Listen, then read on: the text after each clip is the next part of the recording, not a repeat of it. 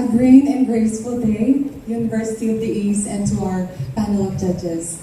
I'm Maria Flor Denise Mabao, proudly representing the City in the Sky, Antipolo City. I'm a corporate treasurer, an advocate, and an entrepreneur. And through this lens, I see how fast-paced industries disrupts the natural balance of our ecosystem.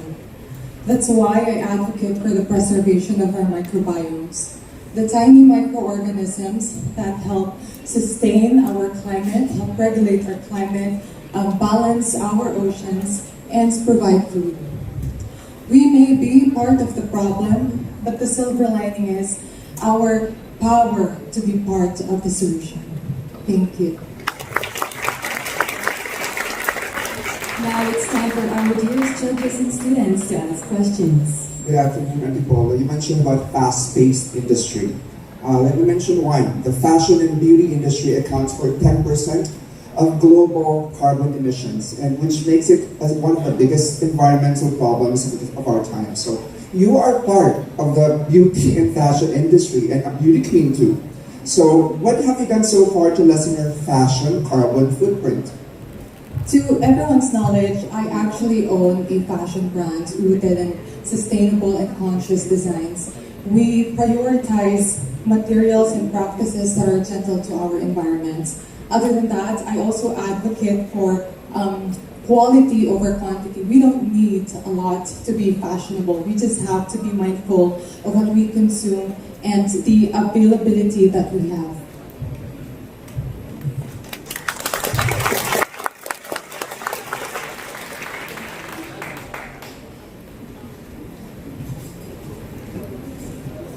Next judge, please. We have our student from the University of the East to ask a question. Good afternoon, lovely. I am Ramirez and Alex D. Grade 12 from the Accountancy Business and Management program.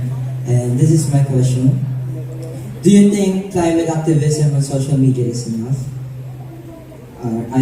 Do you think climate activism on social media is enough? I definitely think climate activism in social media is not enough. Our social media is an effective medium to communicate, but we need action. Message is not enough. We need to start now. And as students of University of the East, I encourage you to practice sustainable practices and be part of the solution. Thank you.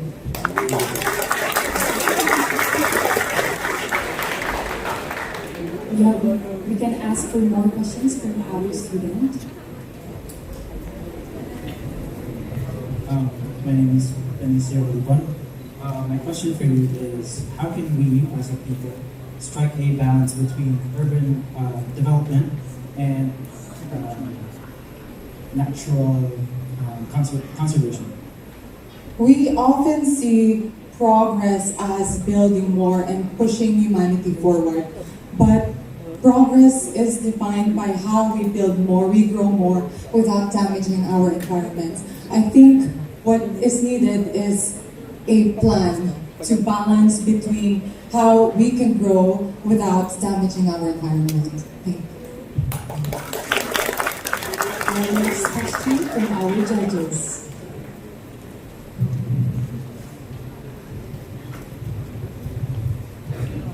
What is your biggest contribution to our environment so far?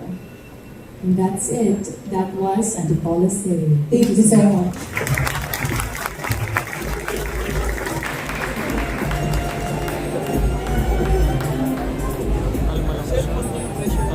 Next, we have Oklahoma City.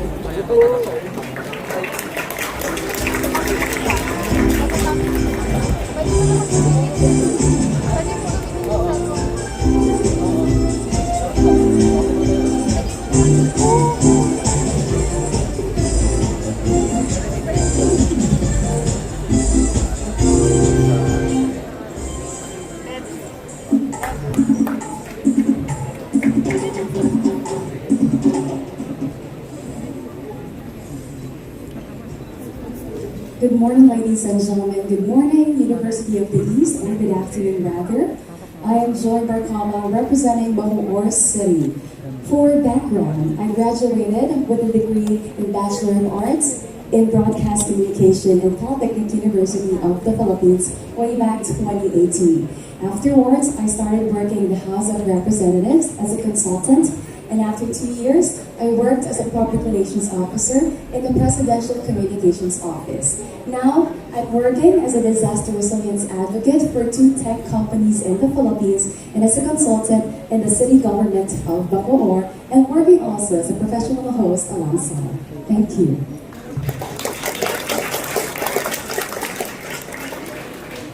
Now it's time for our judge to ask questions.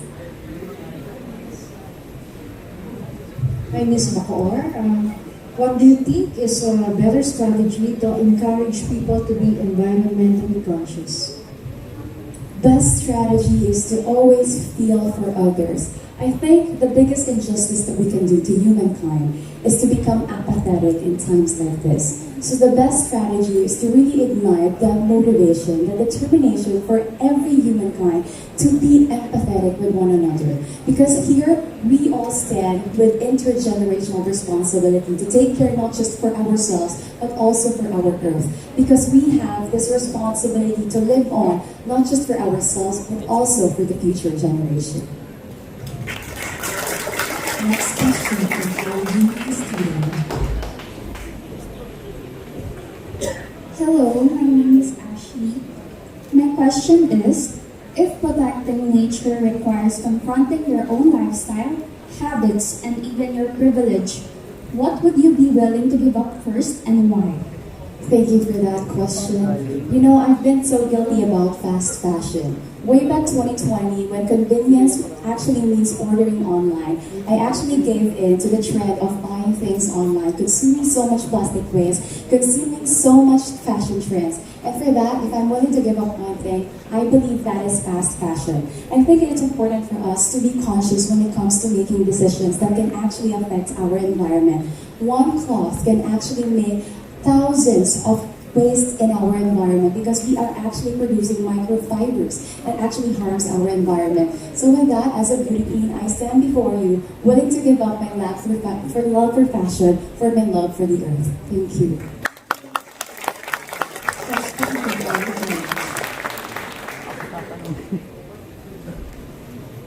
Hi, Ms. Joy, good afternoon.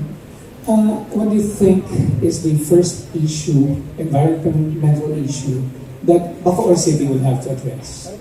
It's always going to be flooding, but I think in general term, in general umbrella, I think we have to really address the issue when it comes to climate justice. Disaster actually disproportionately affects the poor, mostly because the vulnerable communities are part of the marginalized communities. And it's so unfair that our policymakers, our lawmakers are not really affected when it comes to disasters, but it's really the poor that are being affected.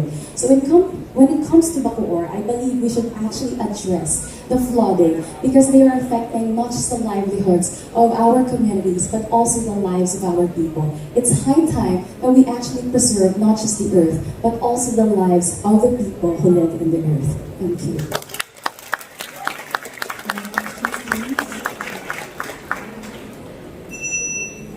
Thank you. And that was Bacoor City. Thank you very much.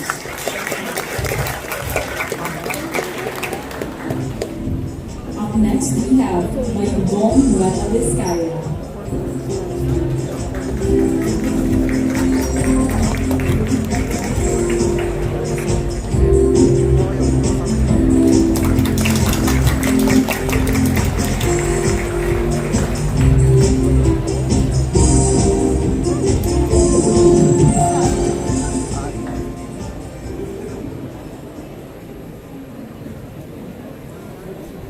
Naimbag na aldaw kada tayo amin. I'm Martina Inocencio Lodovico from the agricultural heart of Nueva Vizcaya, Bayambang. I wear many hats. As a student, ukay-ukay seller, gym enthusiast, a proud granddaughter of a farmer, and an advocate for sustainable farming. One interesting fact about myself is that usually my ideas come when I watch the sunrise over the rice fields. and it paved way for me on how can I give back to our soil. Through sustainable farming, I'm addressing rural communities, soil degradation, climate change, and food insecurity. I remember my lola once told me, "Apo, nabanlugin daytoy daga." In Tagalog, "Apo, pagod na ang lupa." That moment rekindled my story. That moment rekindled my fire through my advocacy. Therefore, in Miss Philippines Earth Journey, I hope to be a part of the legacy who advocates for farming that heals the land, heals the soil, empower people, and to sustain the next generation through regenerative methods. Thank you, and maybe let be one of the moments or people who grow for kindness and future. Thank you.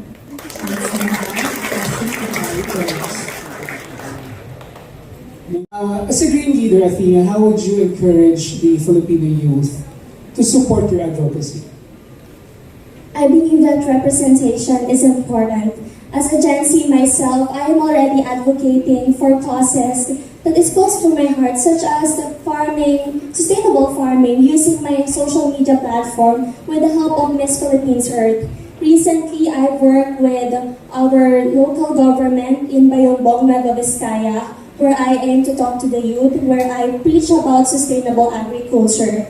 I am doing that not just because I just want to talk to the youth, but it's because I'm aiming for a movement so that I would rekindle their spark when it comes to agriculture. Sometimes we have this mindset as youths that there's no money in agriculture. But I want to debunk that because that's not true. We can link our dreams to agriculture. We can link our interest in agriculture. For example, innovation towards science, eco-business, agri-forestry, and so much more. So I hope the youth sees that there is a spark in agriculture as long as we see the potential in it, and as long as we choose to participate in sustainable farming. Thank you. Now, a question from the student. Hi, my name is Kyle. How can we transform agriculture into a more sustainable practice that nourishes both the planet and the people who depend on it? Hello, Can you repeat the question? Sorry, I cannot hear it properly. How can we transform agriculture into a more sustainable practice that nourishes both the planet and the people who depend on it? Thank you for that question. Exactly what my advocacy does. Sustainable farming transform farming into something that's regenerative. So when we say regenerative, it means it heals the soil and it protects the soil and the biodiversity around us. When we say sustainable farming, it's just not an aim towards climate change.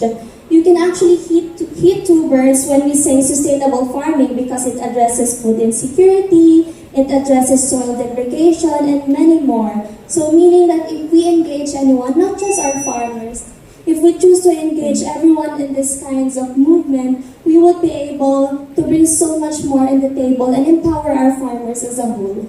Thank you. Thank you. And that was the 1 minute with Kyle.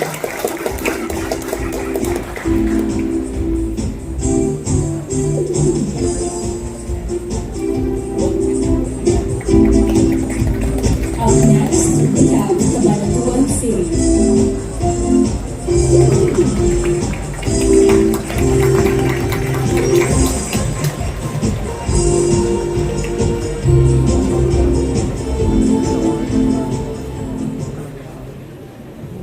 Magandang araw po. I am Bana Patricia Hernandez, representing the vibrant city of Cabanatuan.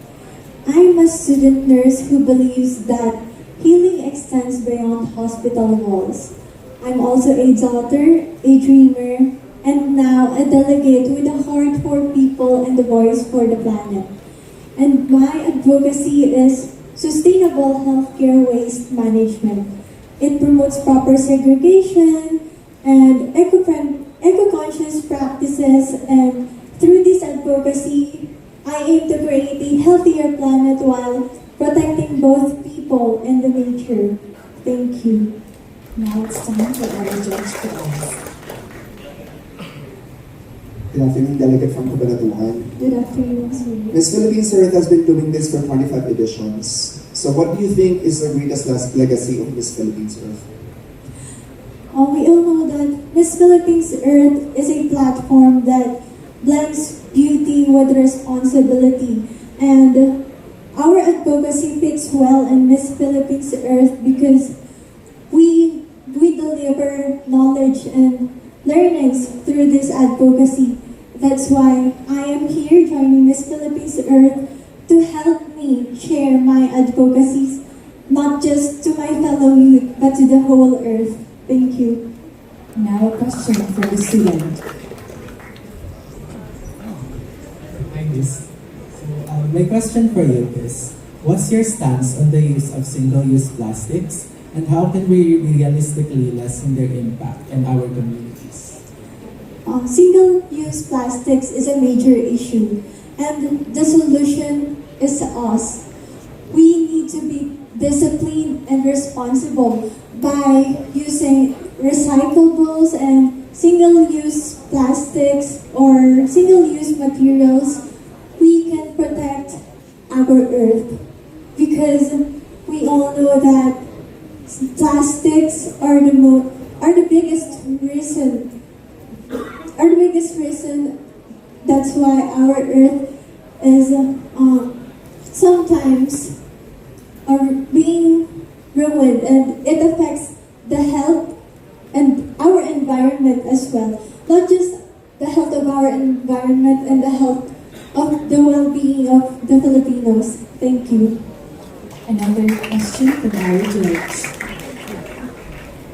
One of your advocacies is proper segregation, waste segregation for infectious trash. Yes. Do you think we're doing enough when it comes to segregation, or do you think we need to pass more legislations to ensure that it's implemented? Waste segregation plays a major role in protecting our environment. Improper disposal leads to methane emissions, ocean pollution, and soil segregation. And by doing simple recycling or the 5 R's, we can protect not just our environment, but the nature as well. Thank you.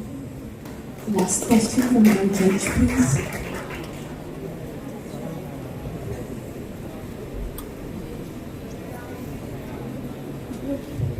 How do we change our life in order to save our environment or our planet?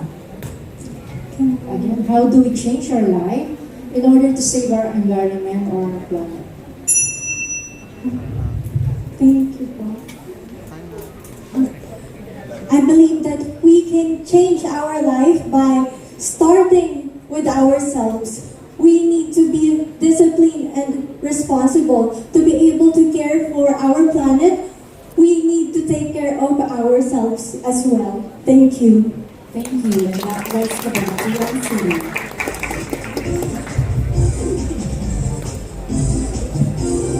Up next, we have Cabanatuan Isabela.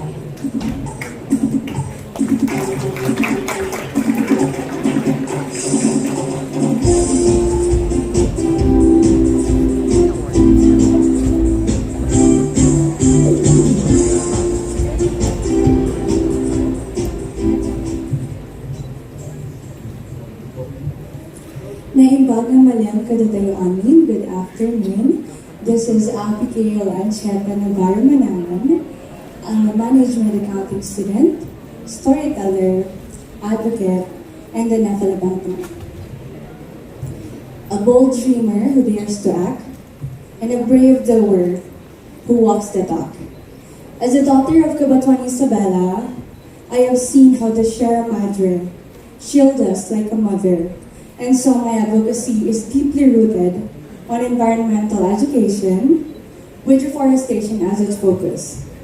I want to galvanize others to understand that saving the earth is not just about saving the environment, but also saving the lives and livelihoods of the people and communities that depends on it. Thank you. Now it's time for our judges to answer. Hi, Miss Isabella. How can beauty pageants contribute to the global effect to protect the environment? In this time of age, where beauty pageants are being highlighted as one platform with bountiful advocacies and beautiful purposes from candidates, I think that beauty pageants can serve as avenue for great causes that can really help sustain and solve global and societal issues that we are facing nowadays. And I believe that as beauty queens who has purposes in our hearts, we should set our minds to always be true to our core and to really genuinely care for the causes that we believe in. Thank you. Next question from our student. Hi, good afternoon. I'm Kay from the Junior Dom. And my question for you is, given today's fast-paced consumerism, how do you think we can encourage sustainable practices without holding back progress and innovation? I think that economic growth will not be possible if we continue to destroy the very foundation of it, which is the environment. And I think that through small conscious actions like responsible buying of the things that we need, we can address issues connected to this certain issue. Thank you. Next question from our judge. Abigail, good afternoon. How would you use the platform of Miss Philippines Earth to encourage people to support your advocacy? Good afternoon again. In this time of age where the environment cries for help, I think that the Miss Philippines Earth should rise not just as a symbol of beauty, but as a protector and as an avenue for the causes that each candidates, that each eco warriors are pushing through. And if I were to win the crown for Miss Earth, I would leverage its visibility through using social media and also partnering with LGUs, DNRs, and other institutions that are very related to my advocacy. Thank you. Thank you, and that was our point for now.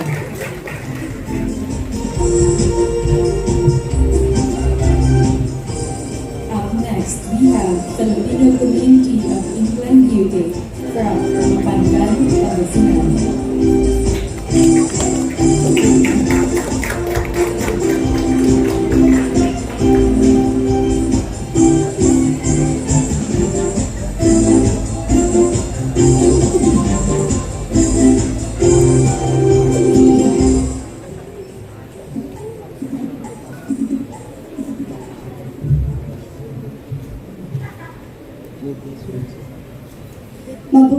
Mabuhay everyone. My name is Karen Grace Siapno, and I was born in Pangasinan, Philippines, but now proudly representing the Filipino community of England, United Kingdom in the Miss Philippines Earth Platform Pageant 2025. I am a graduate in Business Management and Marketing at Nottingham Trent University Joint Honours, and now I currently work in property services and private healthcare. As for my advocacy, I advocate for sustainable farming and self-sufficiency due to the decline in food security, and I hope through my advocacy that we can create a silver lining for a greener, greater, and better tomorrow for the earth and its people. Thank you. It's time for our judge to ask questions. Good afternoon, Karen. Good afternoon. You mentioned about food insecurity, right? So rising temperatures and unsustainable farming practices have actually resulted in increasing water and food insecurity. So, and that is our reality now. And my question would be, what can we do to actually increase food security? Do you think we need to pass legislations to protect us from that? Or can we do our own simple actions to actually help us protect from food insecurity? Thank you for your question. Actually, that is something similar that we've done previously in the Miss Earth platform.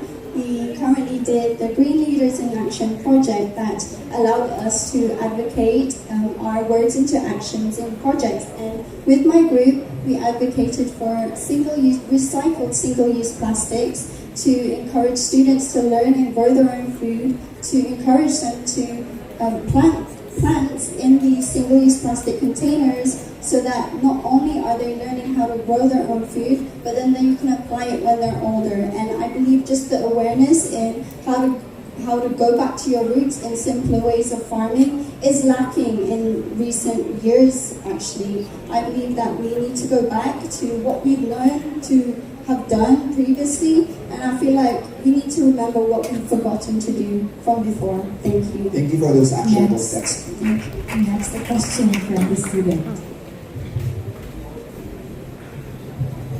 Good day, I am Lia, and my question for you is, if you could start an environmental project today, what would it be and why? One more time, please. If you could start an environmental project today, what would it be and why? I actually really like your question because I'm from England and there's many differences in environmental projects and of course the legislation and laws between England and the Philippines. Actually, one thing that I've noticed is we are lacking in reducing our single plastic uses of plastic bags in grocery stores. So I feel like in England we're more aware to either be penalized to charge for our plastic bags or to encourage more people to use eco bags when they go to the grocery store.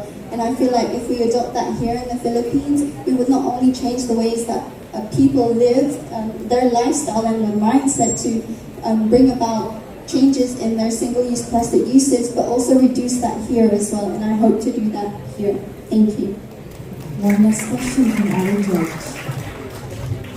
Hi, Miss Indra. What is your biggest contribution to our environment so far? One more time, po.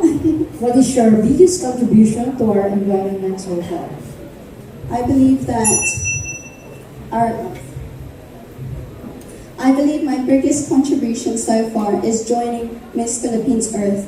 I believe that I was only one voice before, and I feel like by celebrating the changes in our environment and voicing it out on such a platform as this, and it being spread out to the nation, because Miss Philippines Earth does that in that way, and contributing to our society to educate people about sustainable farming. I hope to do that not just now in this pageant, but even after. Thank you so much.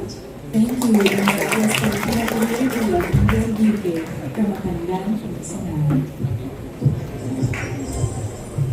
Up next, we have Filipino community of Hawaii USA from Marcos and Osnogo.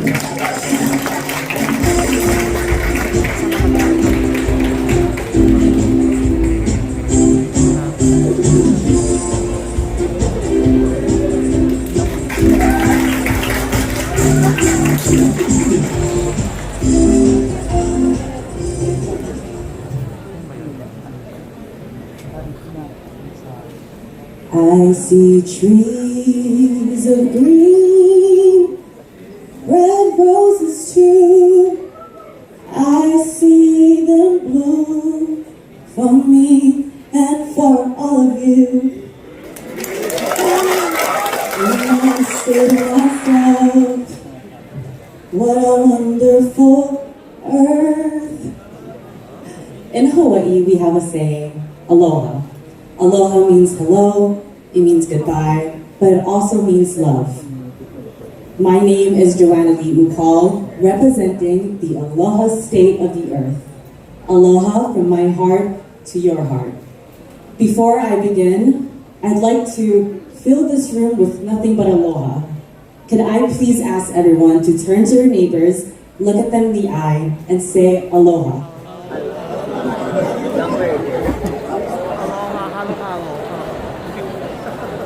I am a full Filipina.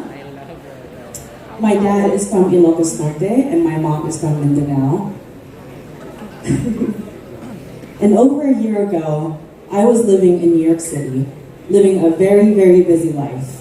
I had a successful career in advertising where I was leading and producing national campaigns seen by millions across the United States. And I left that world because I wanted to pursue something deeper within my soul. And I wanted to help people heal. Over 80% of antibiotics and 25% of modern day medicine stem from plants and herbs. Nature has always been our first healers, and our ancestors understood that. My advocacy is utilizing holistic healing and holistic wealth and making them more accessible throughout communities here in the Philippines. I want to also revive indigenous Filipino healing techniques like hilot, ventosa, tuog, and remove the stigma amongst them. Because if we truly want to heal the earth, we have to start with ourselves. And when we heal through our roots, we heal our people and our Mother Earth. Adyamaknak kadiyo amin, daghang salamat, and maraming salamat po sa inyong lahat. Question from our judge. Hi, Miss Philcom Hawaii. I know you're familiar with flooding in Rizal and the low-lying areas there, and the erosion in Baguio City. My question is, how can we balance economic development with environmental protection? Thank you so much. You know, my advocacy is all about looking within. And I think that a lot of the reason why we see our environment for why it is the way it is today is because of greed. Right? Sometimes we tend to think about what's best for just our needs instead of the needs for everyone. And in terms of flooding, I think the obvious answer is infrastructure. And even though that could lead into a lot more segments, it all circles back to ourselves. So first we have to ask ourselves, what is not only the best for me and my family, but also the best for our kababayans and our fellow Filipinos? The last question from our student. Hello and good afternoon. My name is Isabella Darcy, and my question for you is, as a student journalist, I believe that the media plays a big role in shaping how we see the world. How do you see the power of media in raising awareness and shaping our future's environment? Social media is something that we all use. There is not one single person here that doesn't have a phone or have an Instagram or Facebook account. Social media is a very, very powerful tool. And when we use something powerful like social media for good, good things can happen, not just for our families, for ourselves, but for the earth in general. Thank you. Thank you. That was the community of Hawaii closing from Marcos Ilocos Norte.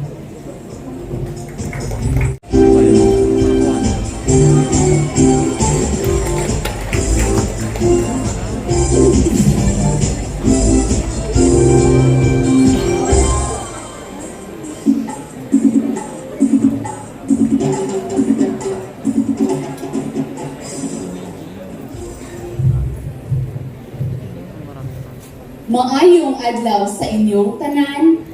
As I start to introduce myself, I would like to raise a question to everyone. How does mental health relate to our environment? Well, it is actually interlinked because climate change will give us an eco-anxiety. Just like what we've experienced last week. We did experience numerous typhoons and floods. And there's a lot of people get affected, loses their home, not just their home, but it is their home. And that is why I am advocating mental health awareness in pursuit of environmental mindfulness. I am Maria Eraocan, your Miss Philippines Earth Impossible. I am a trail runner, a long distance trail runner, and recently in June, I just got championed on 25 kilometers. And I am also a social media influencer. And lastly, I am a woman of the earth who believes in the idea that in order for us to take a good care of our Mother Earth, we needed to take care of ourselves first. Thank you. Now it's time for our judges to ask. Hi, Era. Good afternoon. Good afternoon. Era, how would you explain to a 10-year-old child your advocacy of mental health to be important for him? I would like to explain to a 10 years old child about my advocacy that we really need to be aware of what we are facing right now.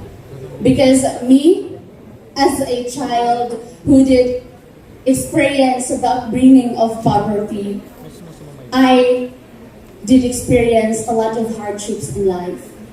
And still, growing up, I still find beauty in everything, and I did discover the silver lining, that there's still hope in everything as long as that we are still breathing and living in this earth.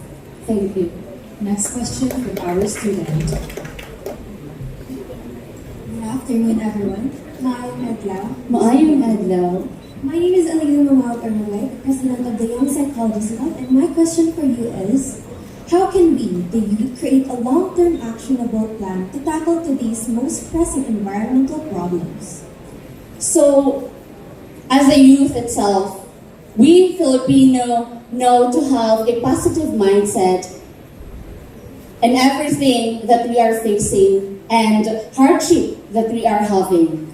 And this environmental that we are having, we are promoting right now, is that we can encourage the way that we will live a sustainable and greener future, because we did all know that in everything that we are doing, we can have a greener future, and whatever the challenges, we will still find beauty in everything. Thank you. Thank you very much. Thank you so much. And that was Impossible Bukidnon.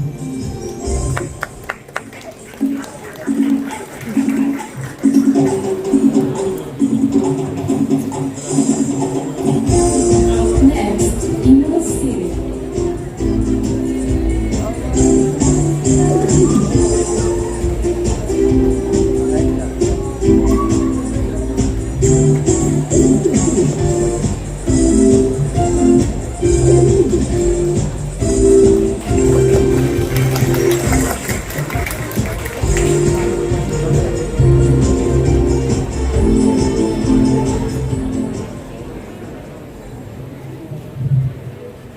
Great day, everyone. I am Martina Di Marciano, representing Imus City.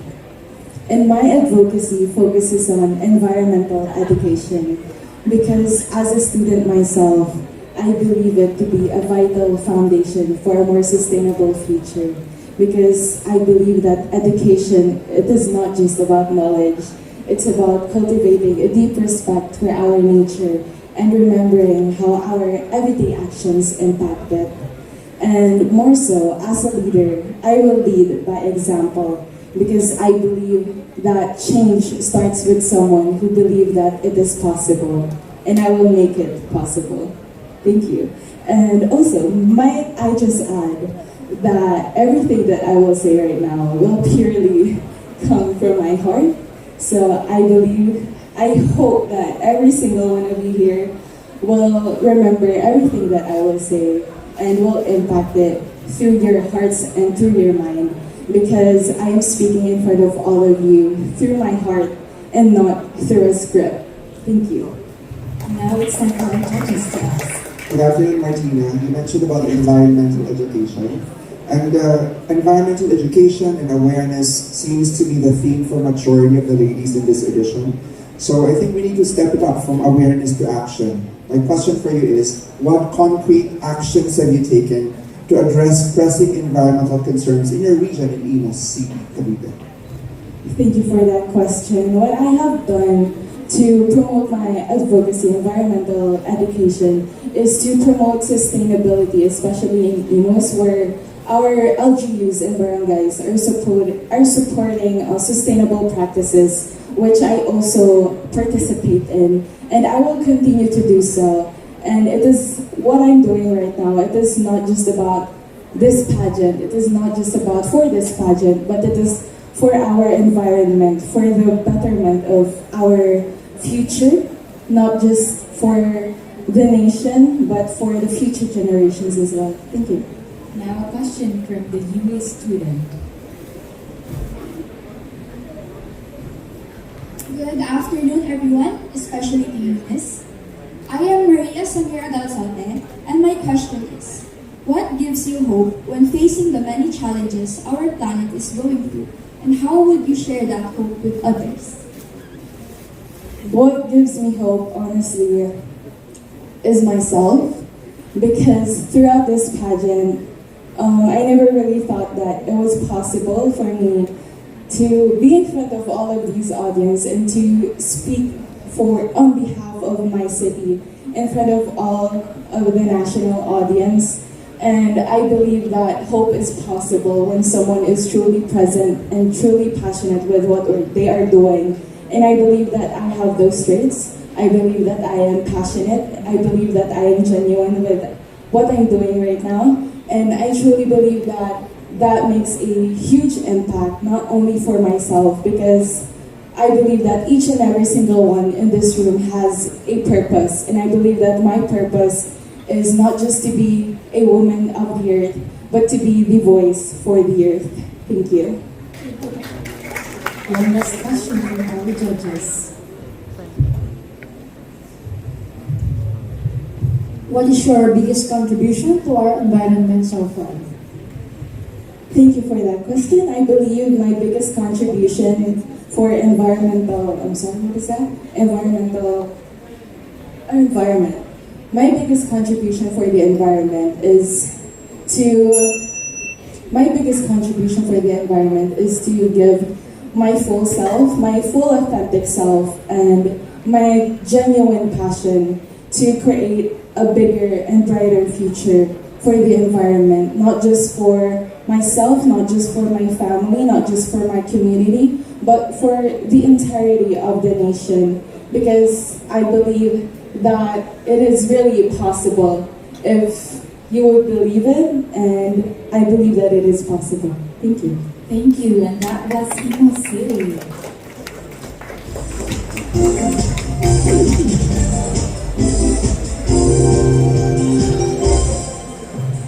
Up next, La Paz, Leyte.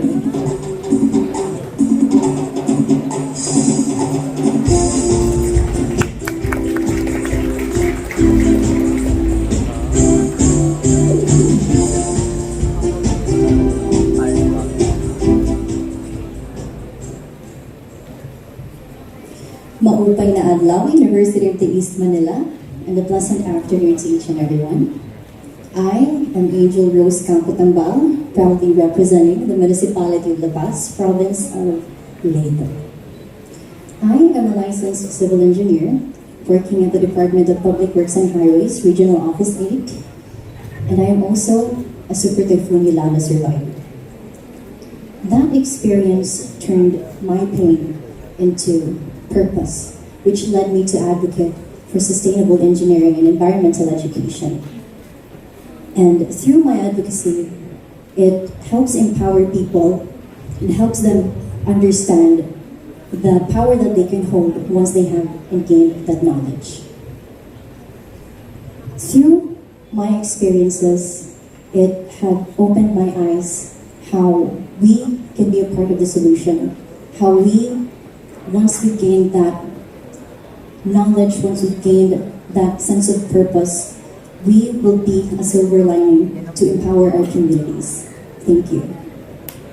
question from our judge, please. Hi, Miss Bugs. What are the most pressing environmental issues that the Philippines is facing right now, and how can we be a part of the solution? Working as a civil engineer, I had understand firsthand how we have already so many projects, we have created so many solutions, we have created so many initiatives that still needs proper implementation. But of course, it's with collaboration with environmental education. It's not just about building strong structures, it's also about making sure that our communities are well informed and well educated and know that they are also a part of the solution.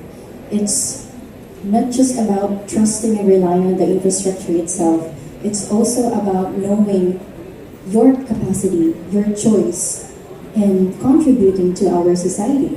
Because as human beings, it has always been our responsibility as well to protect and preserve our Mother Nature. So it goes hand in hand, and I hope that everyone would understand that when we say protecting our environment, it's not just about protecting the whole planet itself, but it's also about protecting each other. Thank you. A question from our UE student. Good afternoon. I am Martin Villavinas. My question for you is, as a role model who influences others, how can we build resilience to natural disasters and climate-related risks? As a role model who influences others, how can we build resilience to natural disasters and climate-related risks? Our country has a unique geographical location where we are really prone to natural calamities and natural disasters, and we can't deny the fact, especially those living in the rural areas who are affected in this calamities. The best solution for this is to be of voice, to be of purpose. And the reason why I am here is to advocate for it, to advocate towards sustainable engineering and empowering communities through climate resilient infrastructures. Just like what happened in my province, in my municipality, we have been a symbol of survival, we have been a symbol of hope, and that even through the darkest times, even those darkest moments, there is still hope and silver lining as long as we build together, we are united, and we understand that everything is happening. Everything has a purpose in this society. Thank you. Thank you, and that was my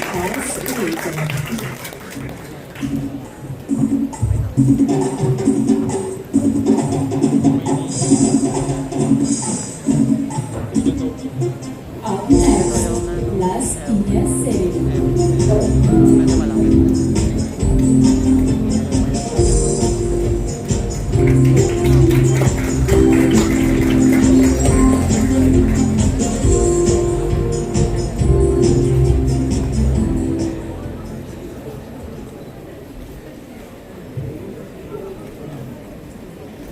Good morning, UE Manila! My name is Juliana Denise Tan, 19, representing Las Piñas City. Just like you, I am a student. I'm majoring in economics, but I'm also a content creator and an entrepreneur. When I first started delving into the world of business at 50, and everything we discard comes at a carbon cost. I also discovered a silent killer of our planet, one that is overlooked and very much normalized. That is overconsumption. So, I decided to create a voice for myself and share my advocacy of mindful consumption. Through social media, I promote realistic and relatable ways that we can practice mindful consumption by simply reusing things that we have, using things, repeating outfits, or only buying what you need. You can make an impact. So far, I've reached over 100,000 people on social media, but I know that this Miss Philippines Earth platform will allow me to inspire even more. So I invite you, join me, and let's make less the new more. Thank you. A question from our judges, please. Hey, Julian, good afternoon. Good afternoon. What role should the Philippines play in global climate action that you think you consider the vulnerability of the Philippines to climate impacts? I truly believe that we really feel the impact of climate injustice. We are a very small country, and in terms of carbon emissions, we only contribute a small amount but suffer so much with floods that are worsened. So I believe that the role we play globally is really to just do our part in enforcing and setting an example so that other countries can see that even if we are suffering, we are not discouraged and we still choose to practice mindfulness in our choices and be responsible with the environment, even if we're a smaller country.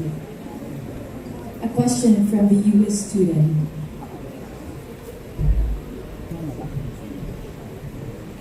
Good afternoon, everyone. Ms. Las Piñas. I am Rachel Catrice Torres Guzman from the Multiple Intelligence Coordinating Council. And my question for you is, how would you promote sustainable tourism that respects the rights and ancestral lands of indigenous people, especially in light with the recent Mount Pinatubo incident involving the Aite community? Sustainable tourism. So, tourism is something that is very important, especially in a country like the Philippines, where we are very rich with resources and beautiful landscapes. So, what happens in non-sustainable practices is people prioritize profits or personal agendas over purpose, over the rights of people.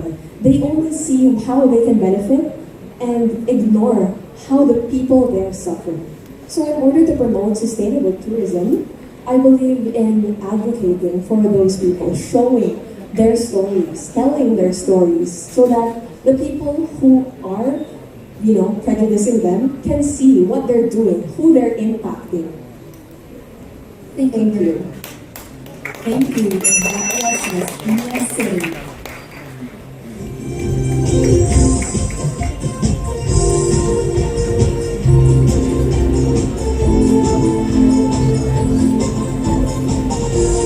Up next, we have Magsaysay Ms. Samis Oriental.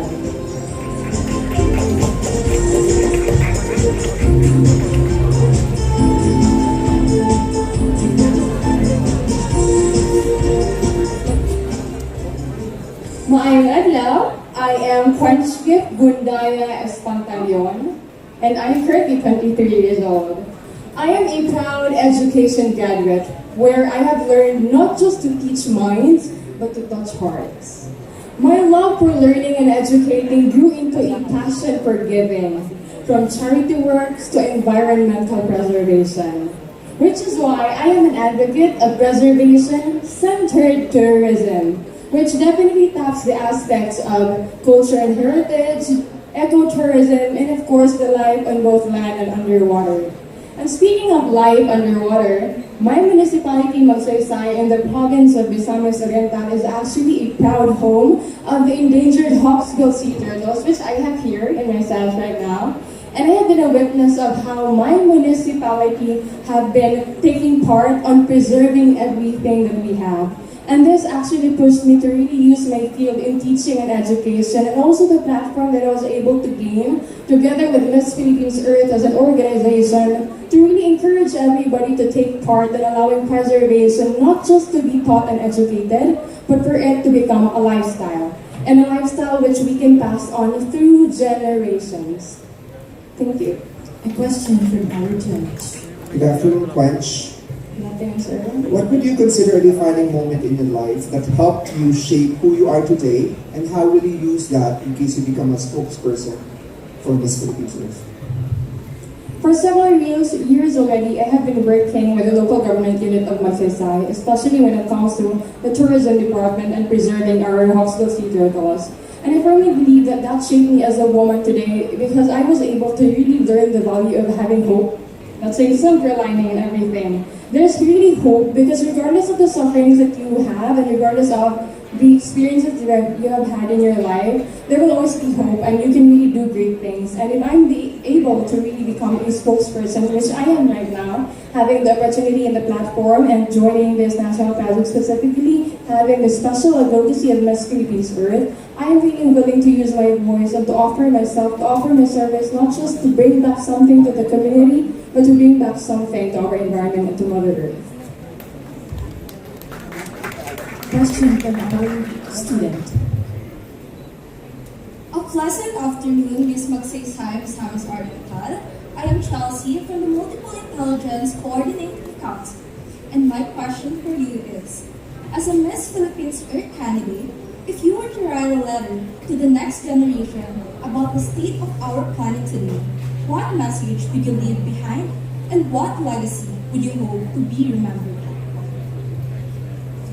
Honestly, together with the local government unit of Magsaysay, I will always remember how they have given me the hope and the ability that anybody will have a platform to speak up. And that to the next generations, I would really tell them to really use your voice. You are not just here because you're just a person, you're just a human being. You're here because you have your own purpose. Regardless of our interests and regardless of who we are in this society, we have our own purpose. And as for me, I am an environmental advocate and I really wanted to show people, show the next generations that together with my advocacy, which is preservation-centered tourism, we can always preserve everything because as an individual also, I do not only want myself to witness what I have been witnessing right now. I also want the future generations, my future family, of course, to really see the beauty of everything that we have as of the moment. Thank you. And that was Magsaysay, Miss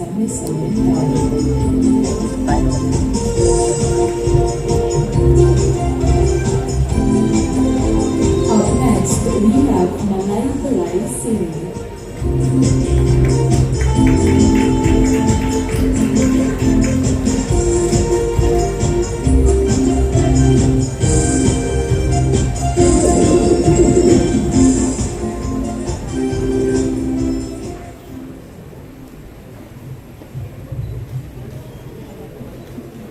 Maayad taal ta inyo alam. I am Dane Namanta from the city in the forest, Malay Balay City, province of Bukidnon.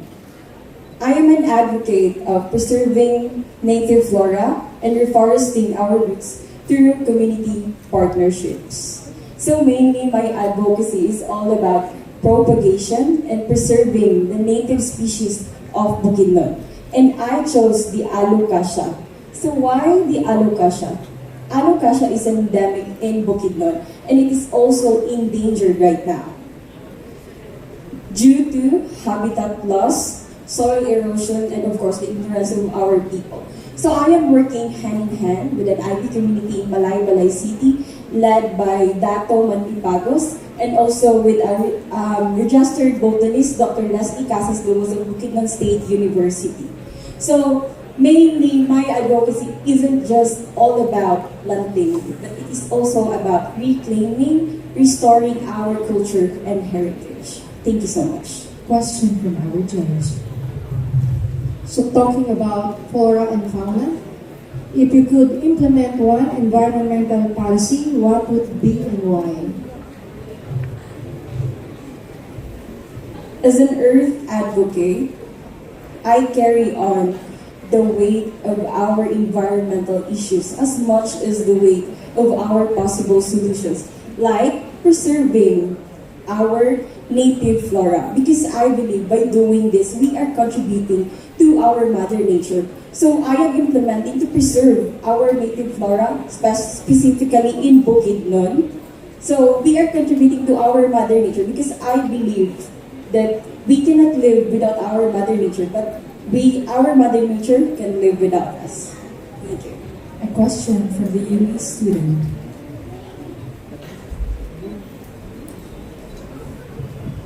Good afternoon, Miss Malay Balay. I am Elaine Morfett from the Multiple Intelligences Coordinating Council, and my question for you is, how can you turn climate anxiety into climate action? Our earth is desperately crying right now. We need to take action, immediate action to respond to our problem, specifically the climate how to turn the climate anxiety to climate action by doing, of course, the 5 Rs, which is the reduce, reuse, recycle, rethink, and respect. By doing this small action, we are giving a bigger impact to our Mother Nature. We are helping to heal our Mother Nature. As what I've said earlier, our Mother Nature can live without us, but we cannot live without our Mother Nature. Thank you so much. Last question.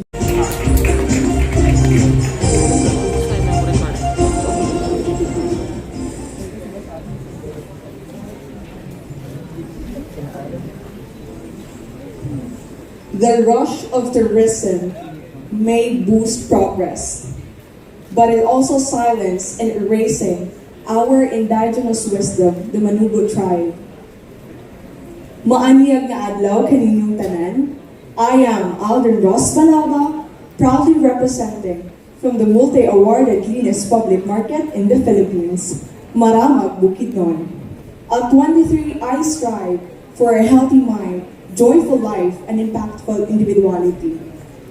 That's why I champion my silver lining advocacy, eco-cultural guardianship, protecting Mother Earth with our indigenous roots, Manubo tribes, into the heart of modern conservation. My municipality dubbed as the tourism highway of Mindanao, and we experience a rapid development that threatens the sacredness of our land. That's why I believe that protecting Mother Earth isn't just about science, but it's also about honoring the people who live in our land. Let's walk with wisdom, protect what matters most, and make one mindful step at a time. Questions from our judges. Good afternoon, Ross. I'd just like to ask, since Miss Philippines Earth is a pageant that you chose to join, I'd like to check what made you decide that I will join Miss Philippines Earth, and what makes it unique for you?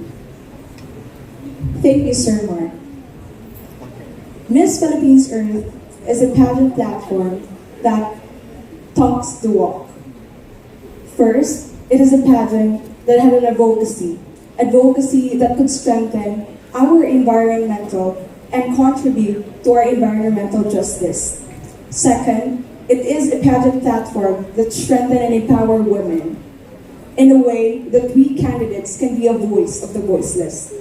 Third, it is a pageant that inspires younger generation to make a legacy in our own, to act green and think green. So that's why I think Miss Philippines is relevant and essential in today's generation. Question from the UE student. Good afternoon, my name is Stephen Paolo. I am the Director of the BM Department of the MICC. And this is my question for you. In what way do you think pageants such as Miss Philippines Earth serves as a big step in advocating for environmental reform? How big of a change do you think you, together with the other queens here, could achieve with your influence? Hello, Stephen. Thank you for the question. Can you repeat the question, please? In what way do you think pageants such as Miss Philippines Earth serve as a big step in advocating for environmental reform? How big of a change do you think you, together with the other queens here, could achieve with your influence? The plethora of issues in environmental issues are present in our generation today. Miss Philippines Earth offers a platform for us candidates to voice out what is close to our hearts. The problem from the advocacy that you have heard today was coming from the locality, and it is present timely and realistically. Second, we spread awareness about this, not just to our locality, but to promote it to a wider audience. Third, we inspire and hopefully, gratefully, to have presented ourselves to be the change for this generation. And I think that's what makes it more unique, more relevant, and more significant. Thank you. Thank you. And that was Madonna Bukidnon.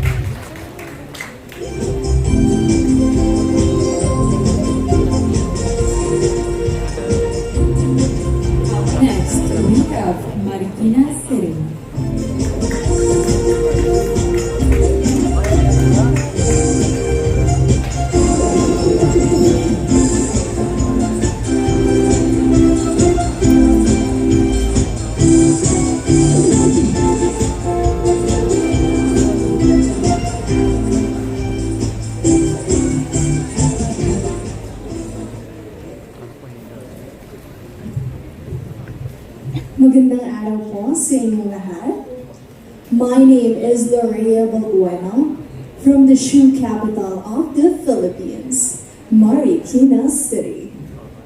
And I advocate for green approach, which support actions that meet the needs of modernization without compromising the beauty of our environment. Questions from our judges. Hi, Miss Maharlika.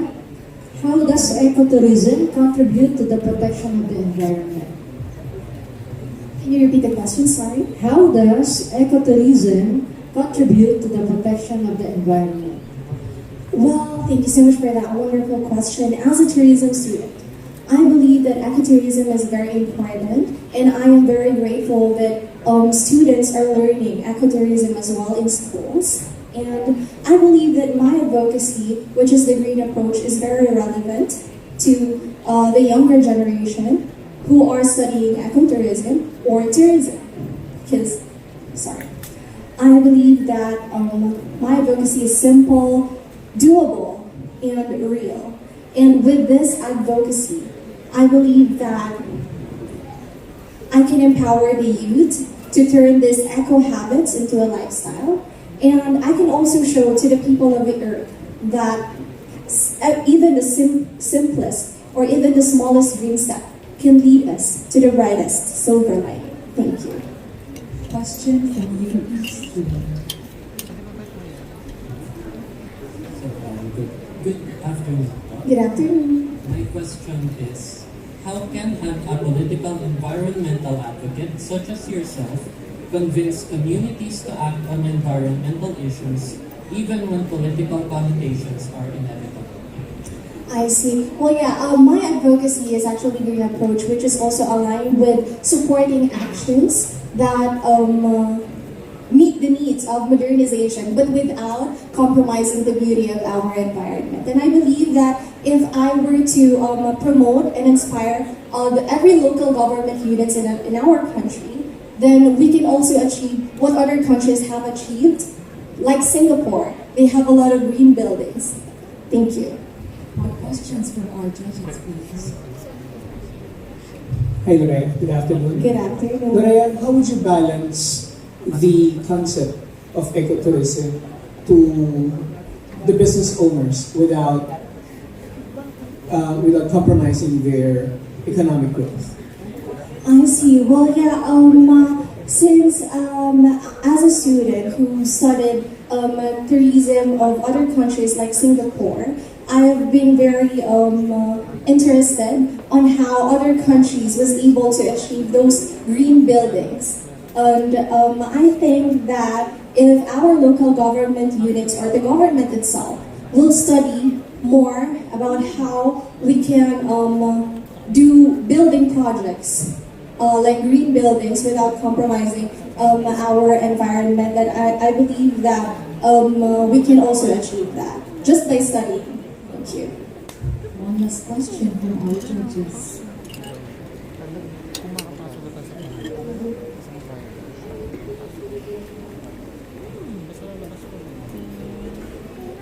Lorea, you've been with your colleagues for almost 3 weeks. On an environmental standpoint, what have you learned from them, and how did that impact you?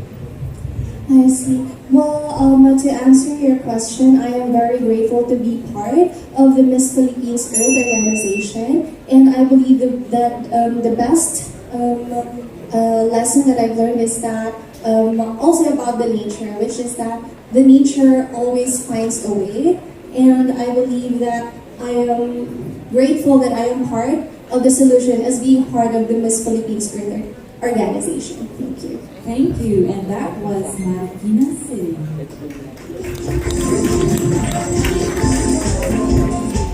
Up next, we have Filipino community of Melbourne, Australia, from Davao City.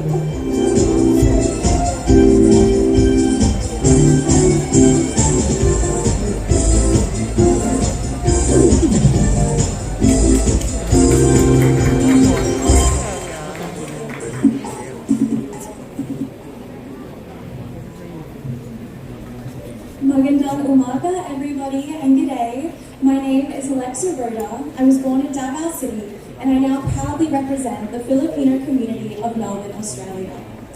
I am in my final year of my Bachelor of Law study, and I graduate to be a graduate lawyer in November.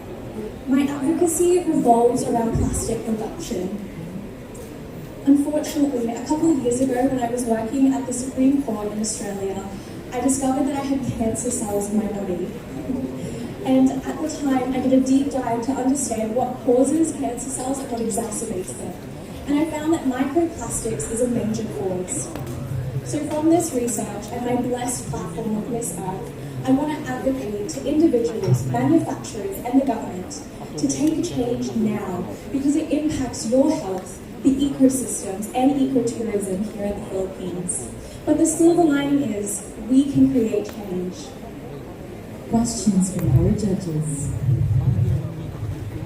Hello, Miss Phil, Community of Australia. We are all aware about, again, with quarry and the effects of this on indigenous people. How can we convince the government to balance this quarry with the protection of our indigenous people? Hi, Bob. May I just clarify? You said quarry, like a mining quarry? Yeah. Thank you, Bob. I believe, so the Philippines has a massive untapped mining capacity, and for the potential of the Philippines' GDP, it's important that we grow the Philippines to help develop the Philippines with infrastructure. So I believe that mining is important, but also is protection of our indigenous people. So I believe that it is important, especially as a law student, I understand that policies must be addressed. Through my studies, I've learned that you must evaluate each decision that you're going to do. When we look at legislation, we evaluate each legislation, its impacts environmentally and with human rights. And I believe that the party must do that as well. With every decision, every action, it must be evaluated to see which and who will benefit and which is the best option. Thank you. A question from the UE student. Hello, Miss Melbourne, Australia. I am Ayon Delsma Hamradam from Senior High School Central Student Council. And my question for you is, the Filipino spirit is known for its resilience. How can this trait be harnessed in the fight for environmental preservation? Hi, Ayan. Thank you so much for your question. The Filipino people are resilient. I see that when I see overseas workers in the Philippines, overseas and here in the Philippines. And I believe that we have so much power as Filipinos and so much love through our resilience to help the environment. We're so connected as Filipinos to the environment and to our home. My mom's province is in Caraga, and I love going there. We visit every year to go to the beach. And I love to see how Filipinos are so connected to nature, the ocean, to fishing, to food. And so I believe that we use our love as Filipinos to empower each other to protect our beautiful Philippines. Thank you. Thank you so much. And that was Filipino Community of Melbourne, Australia. Wow, these ladies are so amazing. And that was our first batch of our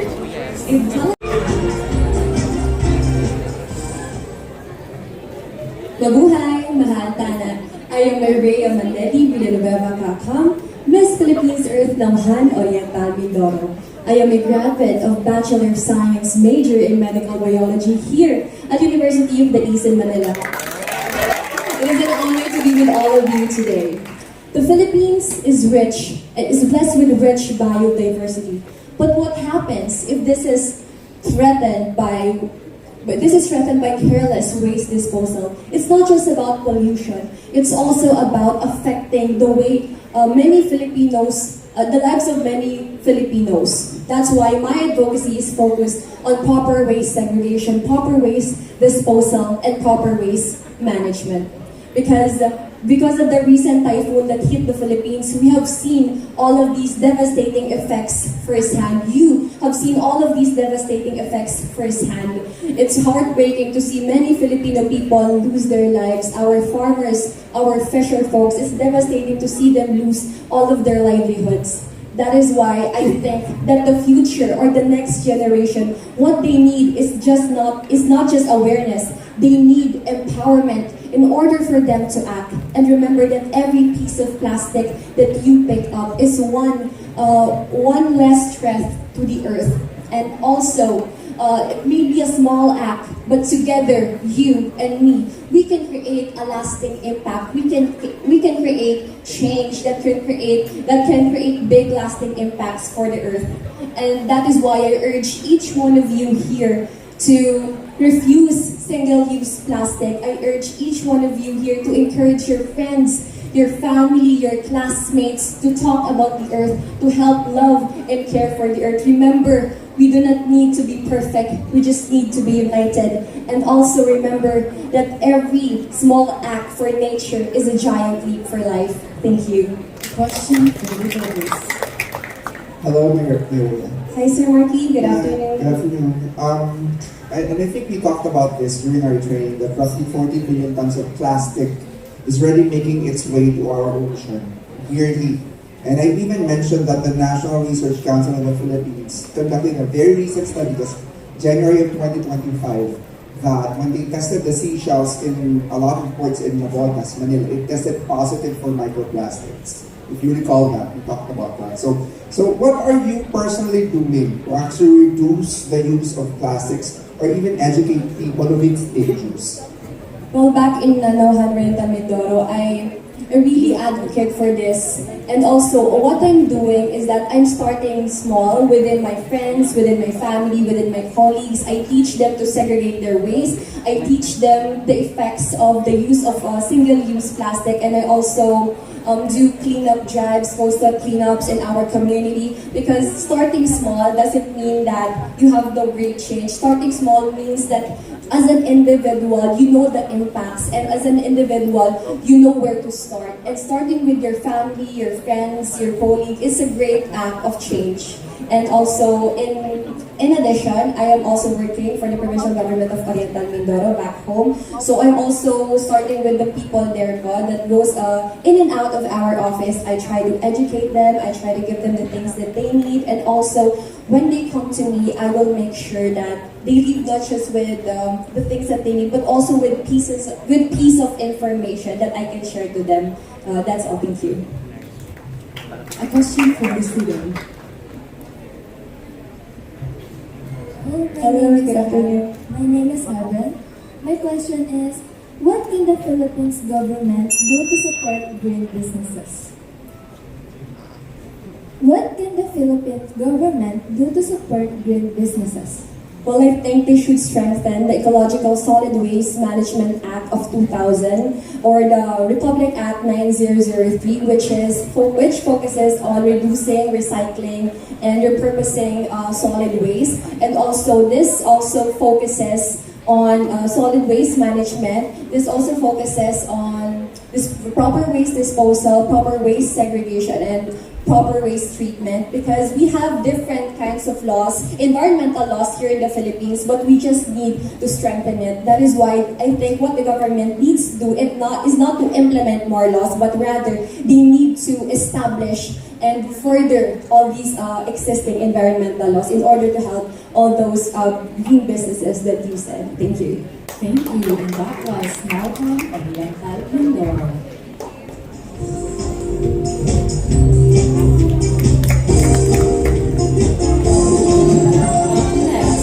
Filipino community of Osaka, Japan, from Quinarano, Nueva Ecija.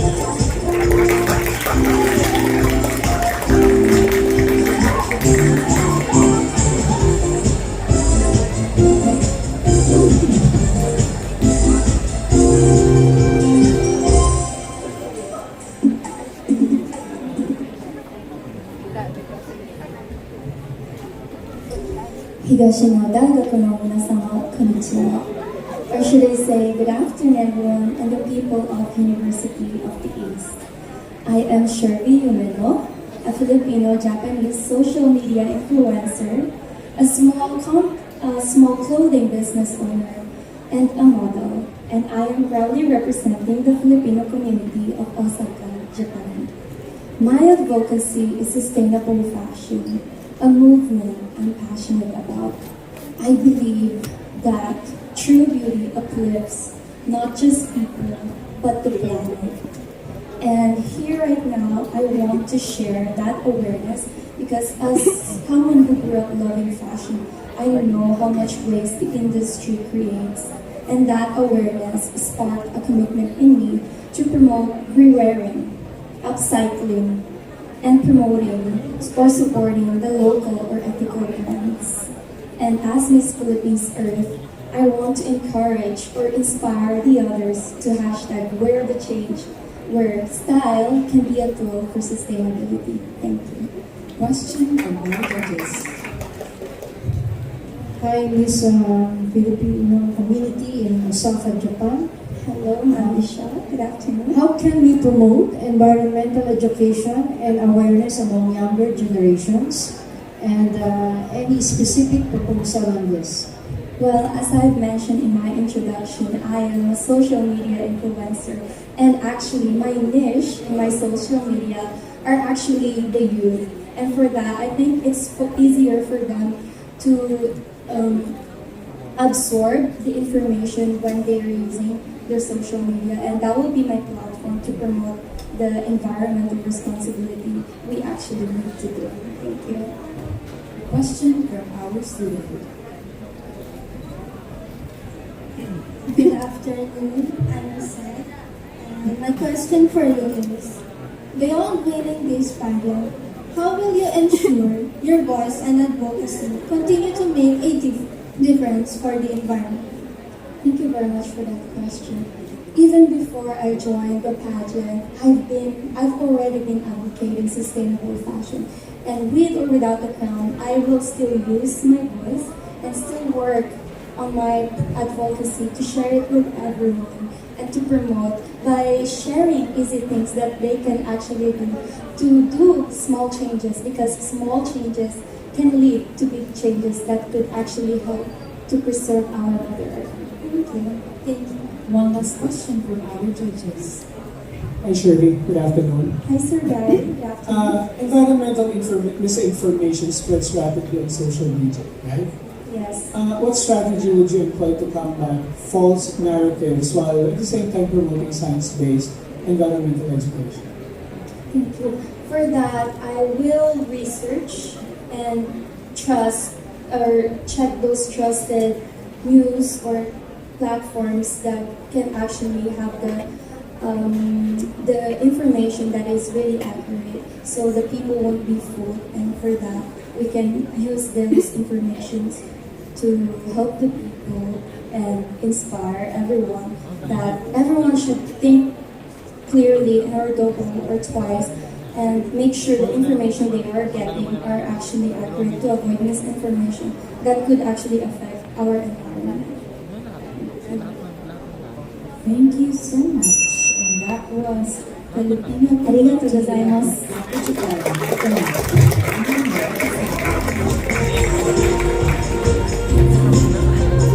Next, we have Pandi Bulacan.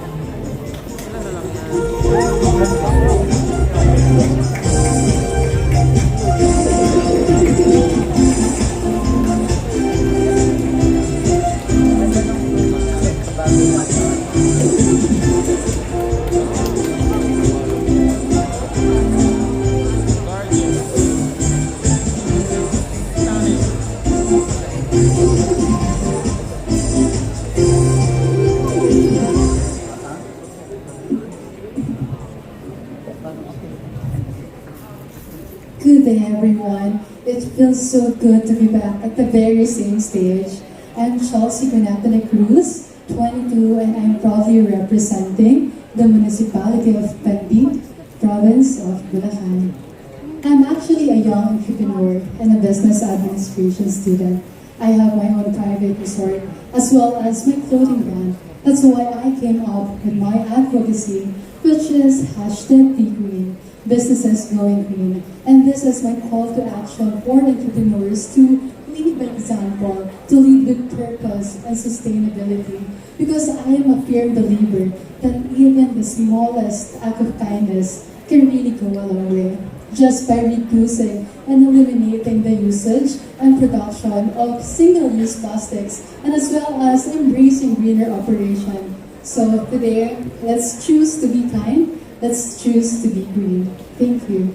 Question for all judges. Hi, Chelsea. Hi, Paul. If you have the power to influence one major policy change that would benefit both the Filipino and the global environment, what would it be? Sorry, policy? One major policy change that you would be given opportunity to have. Actually, I wouldn't change any policies that we have, but I suggest that we should strengthen a law which is RA 9003, Ecological Solid Waste Management Act of 2000, because they are into inspiring others to recycle and reuse and repurpose, and I believe that it is well connected with my advocacy, which is hashtag Be Green, businesses going green. Question from UP student. Good afternoon, Miss. Hello po. My question for you is, realistically, do you think that your message will reach the companies that are causing harm to the environment and convince them to change their ways? Of course. That's why I'm here in the Miss Philippines Earth, because I know that they are giving platform for young women, for Filipino women to be the voice of the earth, because we are the women of the earth. And I believe that I could reach them and I could tell them that sustainability is actually not expensive. We can be sustainable while sourcing our packaging locally so that we can reduce our transportation and carbon emission, as simple as that. So I believe I could have a dialogue inspiring them to do the same. Question from our judges, please.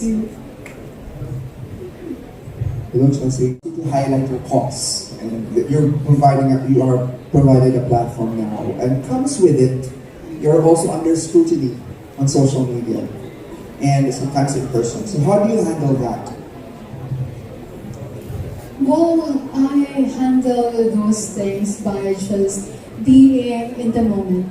Because I believe that if we just go with the flow, doing the things that we want, doing the things that we love, whether it is in social media or in personal, we can have or we can make a difference. And now that I'm here in front of everyone, what I aim to remind us of is that we should always be mindful of our actions so that we can have a greener future, as well as I know that if we come together as one, with one goal and purpose, we can truly make our earth smile again. Thank you po. Thank you. And that was Andy Bulacan. Thank you po.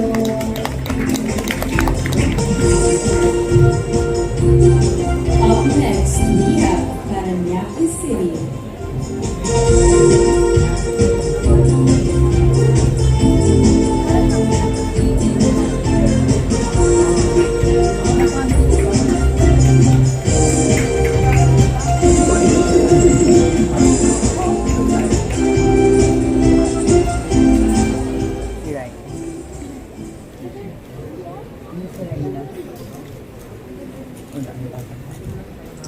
Hello everyone, my name is Justine Gianna. I'm 21 years old and I'm proudly representing Paranaque City. Growing up as a trained classical singer, I've always had a love for music as well as the arts and reading books, and that really led me to choose the advocacy of creativity and culture for the earth. So I've been working on a project called Threads of the Earth, in which I've been interviewing artists who are using collected waste into turning something beautiful, and also writing up articles with how nature is really a part of our culture as Filipinos. So thank you. Questions from our judges. Hi, Miss Paranaque. Hello. If you have a superpower addressing these environmental issues, what would it be and why? If I could choose a superpower, I think it would be the power of regeneration or rejuvenation, the power to regenerate and heal nature with restoration, I think would be very nice. Question from you, student.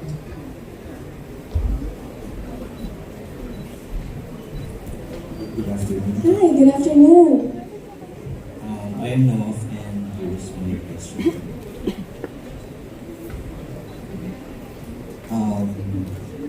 What is your personal climate action? Sorry, could you repeat that? What is your personal climate action commitment? My personal climate action commitment is I'm hoping that with my project Treads of the Earth, I can show people how creativity and culture can be great avenues for fostering reconnection, because I believe that reconnection is the first step of healing our planet. Thank you. More questions from our judges, please. Hi, Justine. Hello.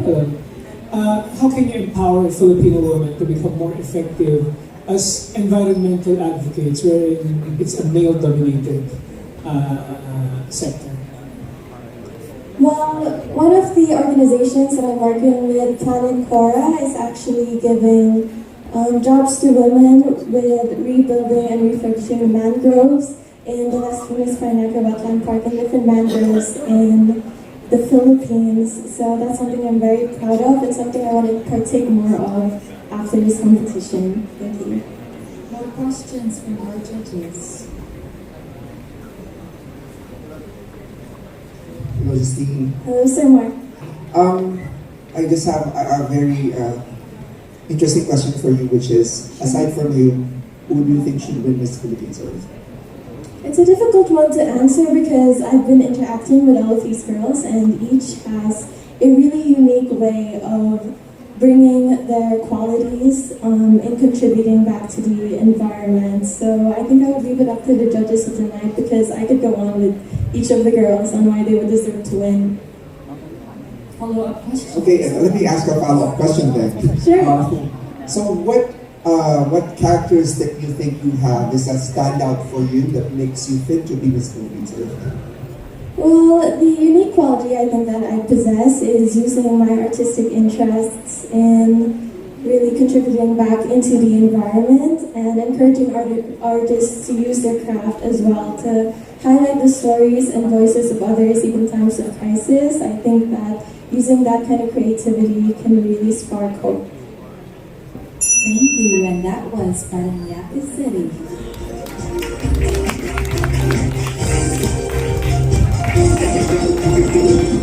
Up next, we have Pasig City.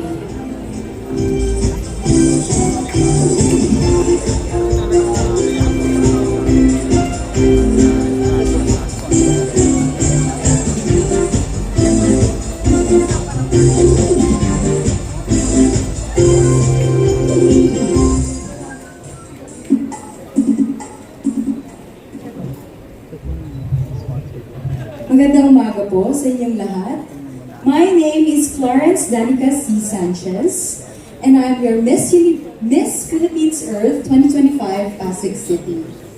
I'm currently working as a new business executive at a music label, and my environmental awareness started when I was a kid, when my mother would always tell me to put my candy wrappers inside my bag.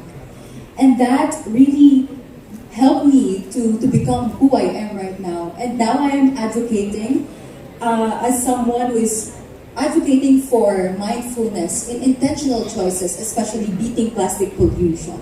Because I believe through the small choices that we do as human beings, this can create huge impact in our health of our environment. Questions from our judges. Hi, Ms. Pasig. What do you think is the importance of international cooperation in addressing global environmental challenges? It's very important that we coordinate and we cooperate with international activities, because not only that we subscribe to or we align our efforts as a local community that would also help in our efforts to combat the environmental issues that we are currently facing right now. Because I believe as one nation, we can make a difference through taking an action. Thank you. Question from UP student.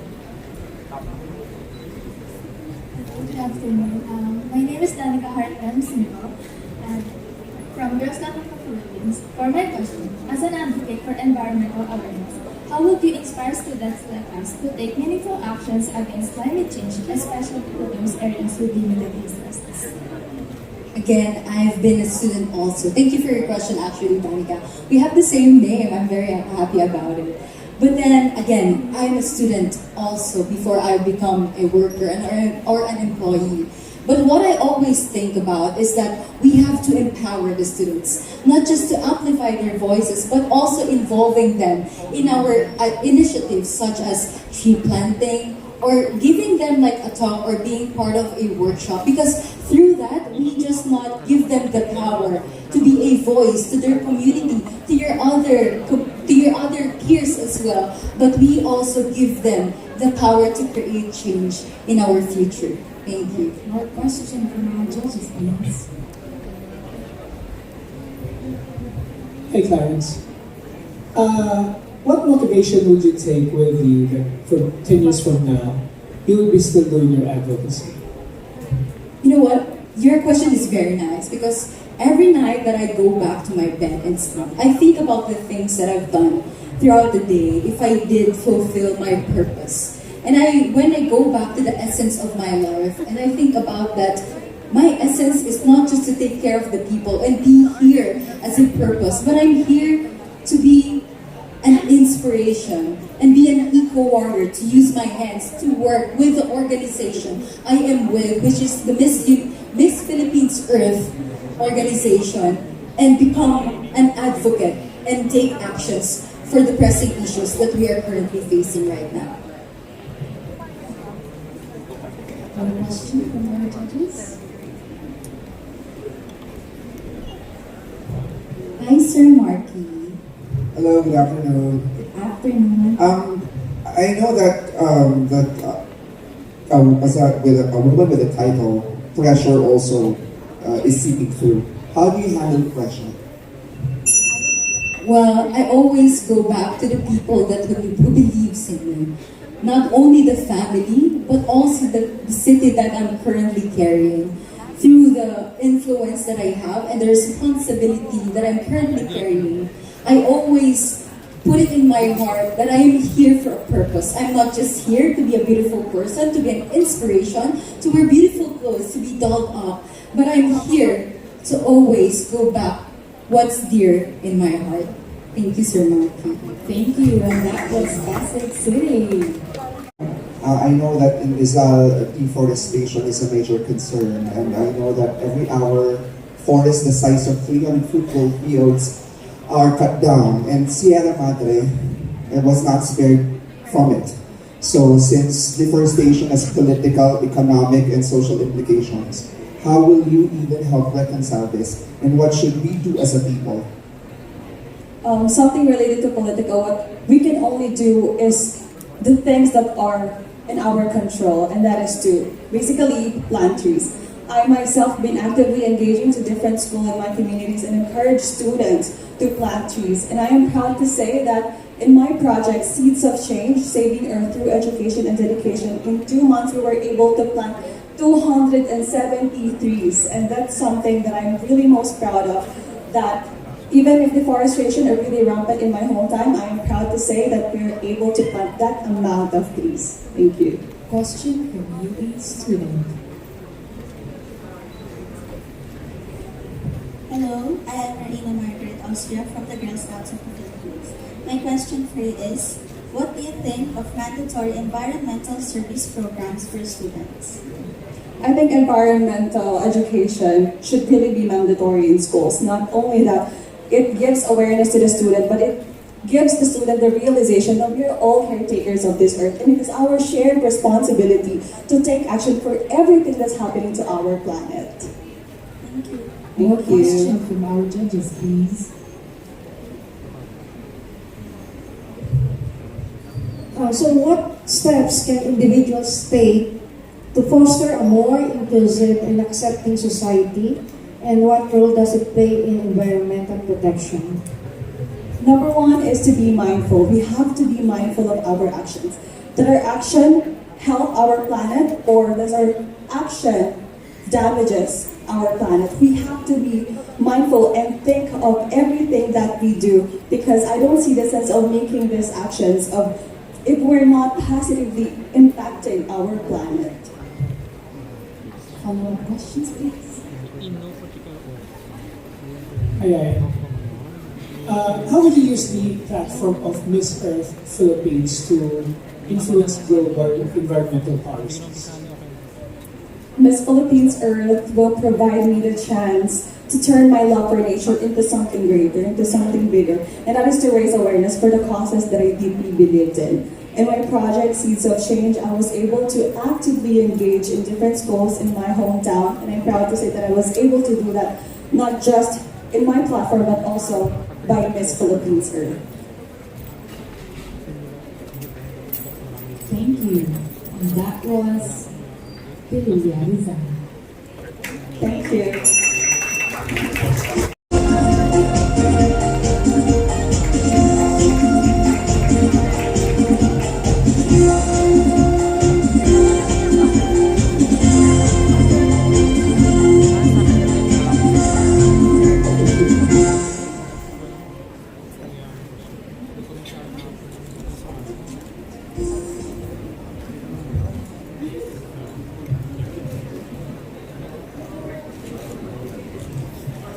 Good afternoon. I am Zoe Beatriz Punungbayan Cruzada, proudly representing Quezon City. I am a soprano, an artist, and a certified EMS provider. I graduated from UP Diliman with a Bachelor of Fine Arts in Visual Communication, cum laude. As a public servant working in the energy sector, I advocate for renewable and nuclear energy. Our country uses fossil fuels and coal to power our lives. Not only does this hurt our environment, it also hurts our pockets. Renewable and nuclear energy are the solutions to this problem because they emit almost zero carbon emissions, and generating electricity locally can help lower our electricity bills. To take part in this green energy revolution, I volunteer for Alpas Pinas, a nuclear energy advocacy group, and I have recently launched my personal online project called Energy with Zoe, wherein I share knowledge about renewable and nuclear energy, as well as energy hacks to encourage people to conserve our electricity. Let us do our part to empower our lives and power the future. Thank you. Question from our judges. Good afternoon, Zoe. I agree with you that we should transition from fossil fuel consumption to clean energy and renewable energy. And I agree that nuclear energy is one of the solutions. But it has been receiving bad reputation. Where do you think is that coming from? I think it's coming a lot from sensationalizing negative news about it, although it is so valid because we have had few but destructive nuclear meltdowns. But let us remember that the good outweighs the bad. Our scientists, locally and internationally, are working hard towards solutions so that the Fukushima disaster, the Chernobyl incident, will not be repeated. And IAEA, as well, this is called International Atomic Energy Agency. They have set international guidelines, and these guidelines should be followed. No nuclear power plant will run unless IAEA gives a go signal. And recently, Congressman Marco Wampo, after the first day, after the SONA, he filed an act called the Nuclear Liability Act, wherein if a disaster happens, a nuclear power plant system operator will automatically be accountable. So this ensures the safety of nuclear power plants here in the Philippines. Thank you. A question from Yuri student.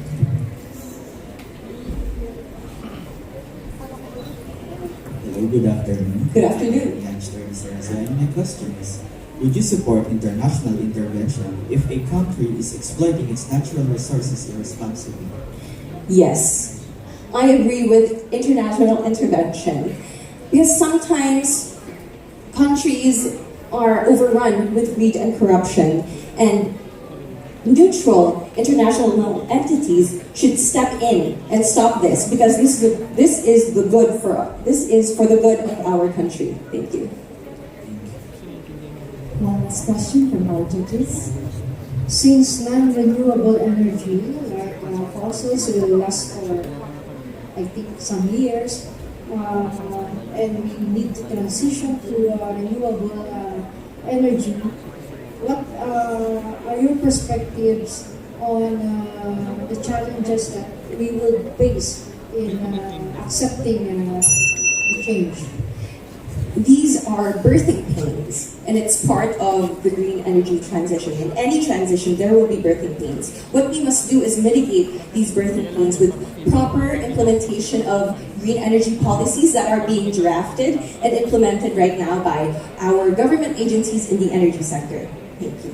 Thank you, and that was Quezon City.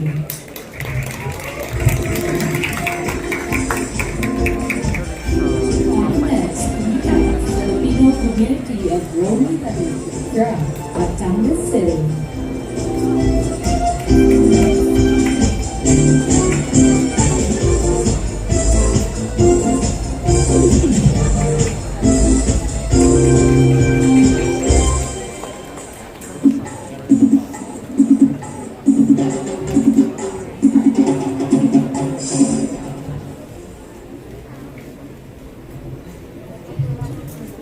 Buong Pumerito, mabuhay. I'm Kate Kishilapanda, representing the Filipino community of Rome, Italy, with roots in Batangas City. Let me talk about myself a little bit. I'm a model, actress, and student for sustainable tourism in Sapienza University in Rome, Italy. And about my advocacy, is rooted in a belief that interconnectedness and interdependence are the true foundation of true sustainability. Because no country, no community, and no individual exists in isolation. When we heal our forests, cleanse our oceans, and confront climate change, we are not only saving the nature, but we're saving each other. Questions from our judges. Hi Kate, good afternoon. Good afternoon. Kate, in 10 years' time, what specific environmental transformation would you want to be remembered initiated here in the Philippines? Thank you for the question. Our initiative, my advocacy is concentrating in the interconnectedness and interdependence. So I think I'm a bridge of two countries right now. And for that reason, I want to start with the main problems right now, which is the flood and the typhoons. And for that reason, I would first, I want to do a stronger climate education, and secondly, I will advocate for. I want to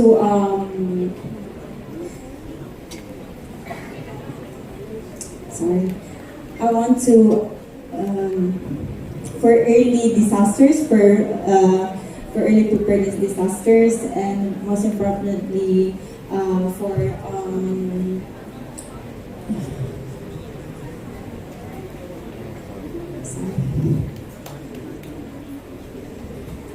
most importantly, I was saying early, stronger education for the climate, and obviously for the typhoons that it's is doing right now. The main problem. So climate, early warnings, preparedness, and we need to be prepared, especially for the disasters that is causing right now, the typhoons and the flood. Thank you. Question from you, student. Xiao Sinura. Good afternoon, everyone.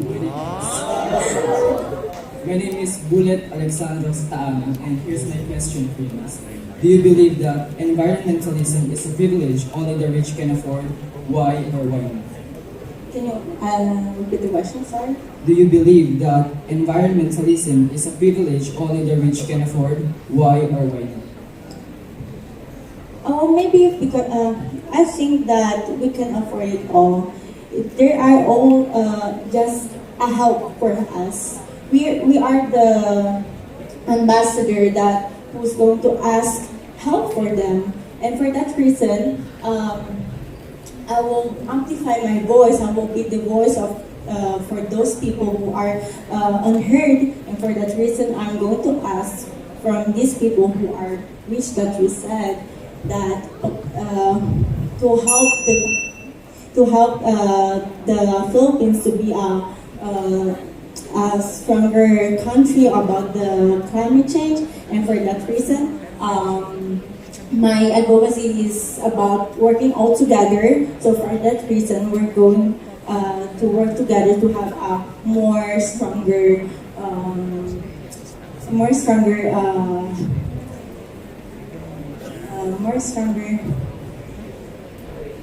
community. Thank you. That was for the community of Rome, Italy from Batangas City. Up next, we have San Fernando, Bukidnon.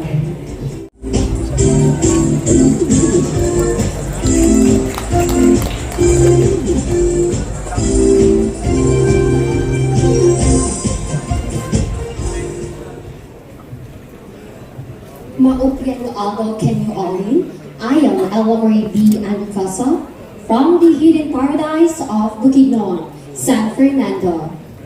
I am a licensed professional teacher, a manicurist, a live streamer in TikTok, an SK official, and a beauty queen with purpose. My advocacy is focusing on basura mo, sagot mo, and the essential of Ella for Ella of nature, E for environmental awareness, L for love for life, A for action-oriented mindset, and V for values-based behaviors to guide us. And I want you all to be part of my silver lining. Clean up, speak up, and stand for the earth. Thank you. Questions from our judges. Hello, good afternoon.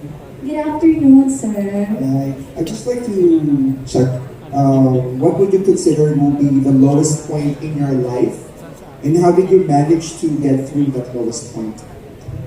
You know what? I joined different pageants, especially in my school when I was in high school, and especially in my college life. And one thing that really, something that criticized me, because they say that I am just beautiful without a brain. That is why I cultivate myself through education and really mold myself. That is why people see that I'm already transformed. Thank you. Question from viewing student. Good afternoon. Philippines and Earth. I'm Prince from the East Radio Broadcasting Society, and my question for you is, with the use of artificial intelligence now a concern for global warming, how can you and the Miss Philippines Earth organization enable digital citizens to be more environmentally aware in the midst of technological advancements, knowing that every click can deteriorate our planet? Thank you so much for that wonderful question. You know what? Our Mother Earth faced so many hardships. That is why we need to have a strong implementation on plastic pollution, and with the use of digital, because we use technology and it is unlimited, right? And through that, I myself, I am also an educator, and I want as well to mold the young ones to be the best version of themselves, to really do the right thing to do, because the change really starts with our responsibility as well. That is why we need to collaborate to be as one for sustainability. Thank you. More questions from our judges. Hi, Miss Bukidnon. Hello po. What are some eco-friendly practices that you promote in your daily life? Definitely, the practices that I promote in my daily life is applying the 5 R's, the rethink, reuse, reduce, recycle, and respect. And I want as well my students to inculcate in their minds how impactful these 5 factors, and truly we are truly connected to our environment. That is why we are the roots and we need to create a solution, and it starts within us. Thank you. Follow-up question from our judges.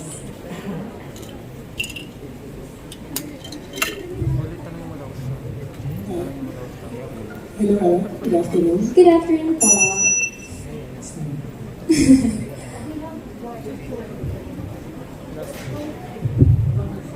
Alright, Thank you so much. Thank you. And that was San Fernando, Bukidnon.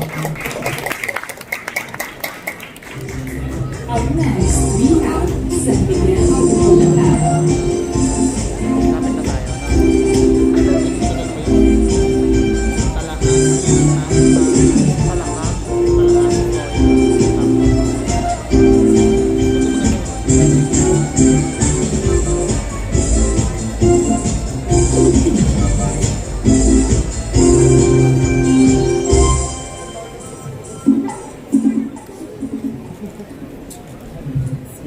Mabuhay UE! Back in college, I'm a student leader, a folk dancer, a young public servant, and a social media content creator. Unexpectedly, I find my life in the field of teaching. As a teacher, my advocacy for sustainable education in school stems from the idea that knowledge is our greatest tool to combat climate change. As an eco-warrior, as a beauty queen, I believe that any mind, regardless of age, that we educate today becomes a decision maker tomorrow. We need to empower the youth to be more aware of what is happening in our world right now and act with urgency. We are the first generation to feel the full impacts of climate change, and actually, the last one that can stop it. Thank you. Question from our judges. Hello, Janine. Good afternoon. Hello, good afternoon. Janine, how would you transform San Miguel, Bulacan to be a model green economy for other provinces in the Philippines to follow?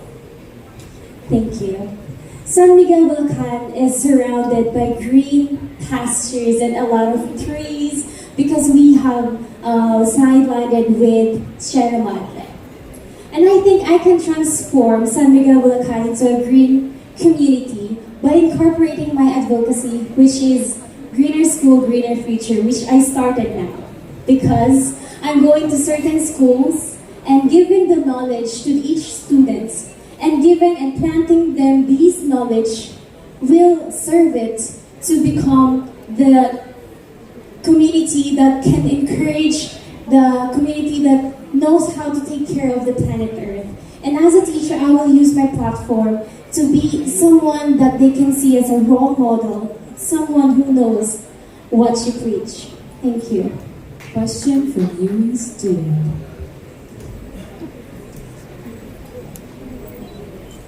Good afternoon, Miss. Good afternoon. I'm Angela Valeries, the president of the Ambassadors Club, and my question is, imagine your national or local community disagrees with your eco-platform. Perhaps you resist your campaign on banning single-use plastics or stricter recycling rules. As a Miss Earth delegate or title holder, how would you lead and inspire them to embrace that vision? Can you repeat the question? My question is, imagine your national or local community disagrees with your eco-platform. Perhaps they resist your campaign on banning single-use plastics or stricter recycling rules. As a Miss Earth delegate or title holder, how would you lead and inspire them to embrace that vision?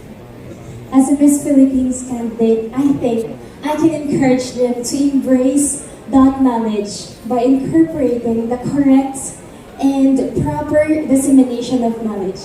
I believe that teachers are the frontliners of sustainable education.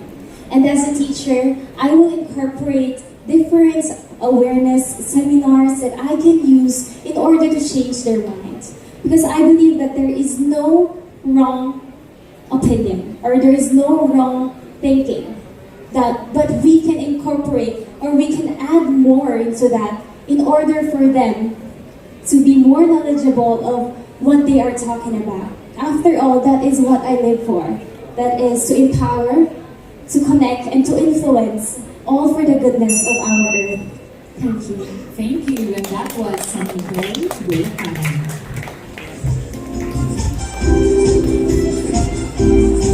Up next, we have Tagkawayan, Quezon.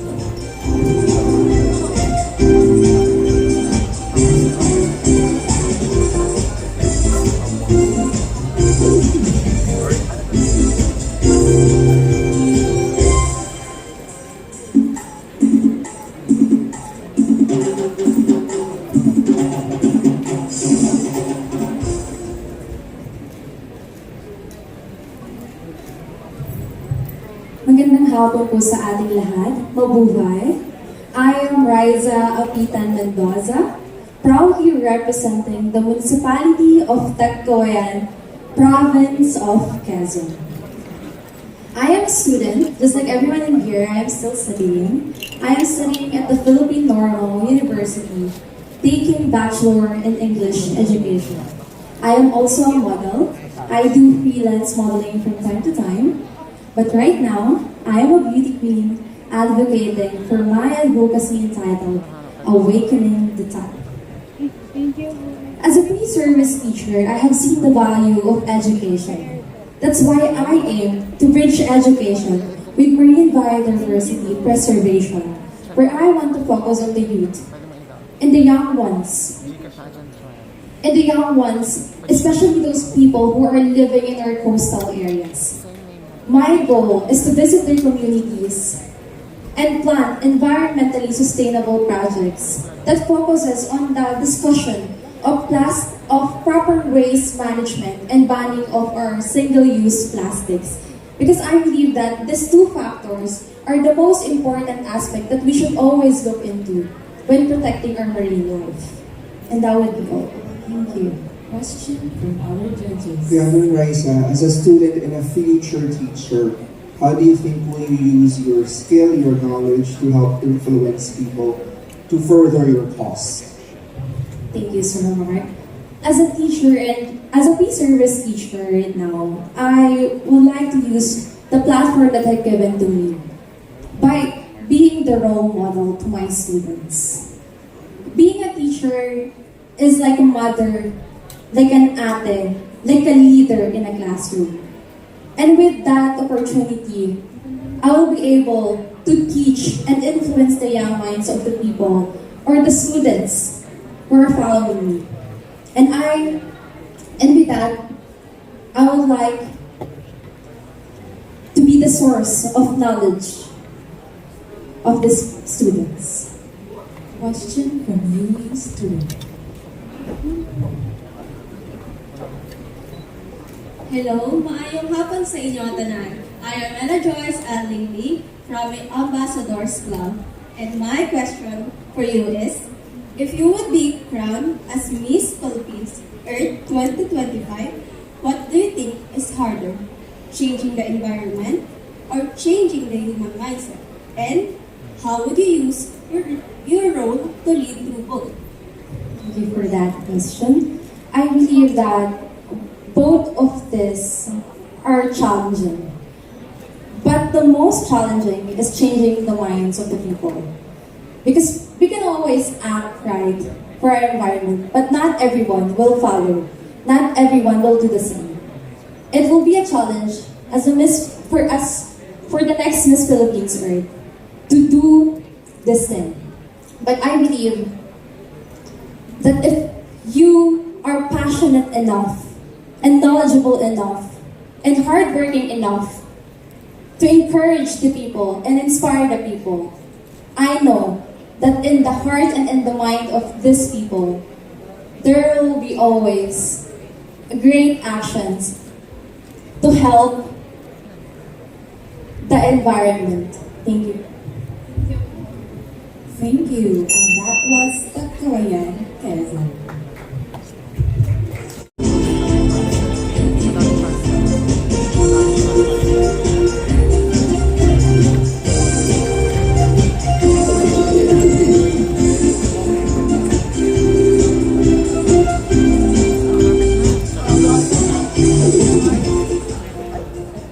Hello, good afternoon everyone. I hope everyone's doing well despite interviewing a lot of beautiful girls already. Allow me to introduce myself. I am Miss Crizal Jane Vitorilio Torres from Tanaca, Bukidnon, and I recently graduated with a bachelor's degree of civil engineering. And my advocacy lies with this, which is the Eco Green Building. Because I believe we are not just builders, but we are also stewards of the environment. And this program, or the Eco Green Building, is a progressive approach to construction which integrates with sustainability, efficiency, and most especially with the environmental consciousness which rooted to the very foundations of our built environment. Thank you, and I'm now open for your questions. Yes, questions from our judges. Hi, Miss Bukidnon. I've been in Bukidnon, in Lake Cebu. Lake Lake Cebu. Yeah, yes. It's a very good, a very nice province. My questions is, what are your thoughts on the impact of plastic pollution on our oceans and marine life?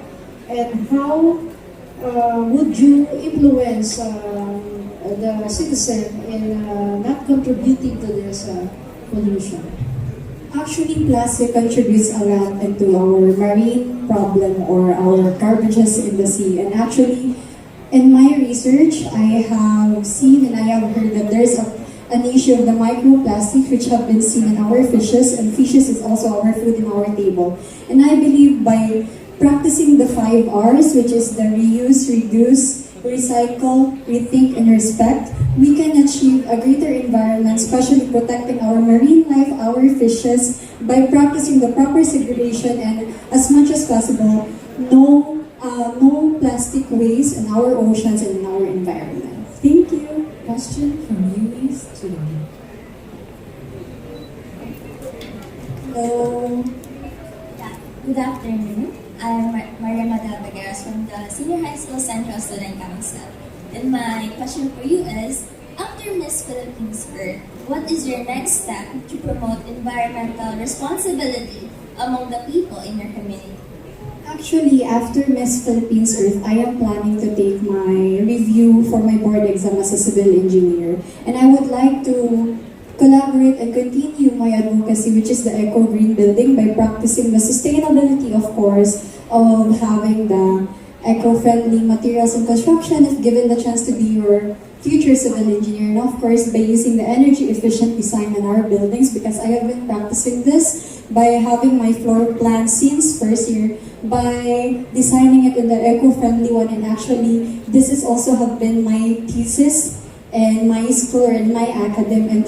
And through this, I could be a voice into a broader audience that Eco Green Building is a good way to practice, because as we all know, everyone, for everyone's information, 37% of the carbon footprints have been done because of the traditional construction, and this source is from the United Nations Environment Program, or UNEP. Thank you. One last question from our judges. Thank you, Sal. Good afternoon. Crisel, can you share an anecdote to our audience today to inspire them to believe and support your advocacy?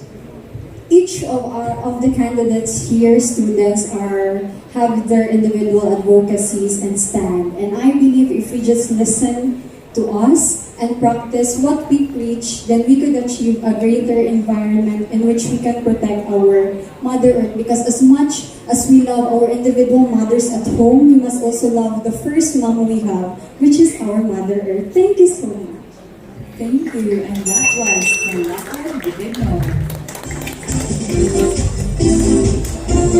Up next, we have Filipino community of Tallahassee, Florida, USA, from the city of Manila.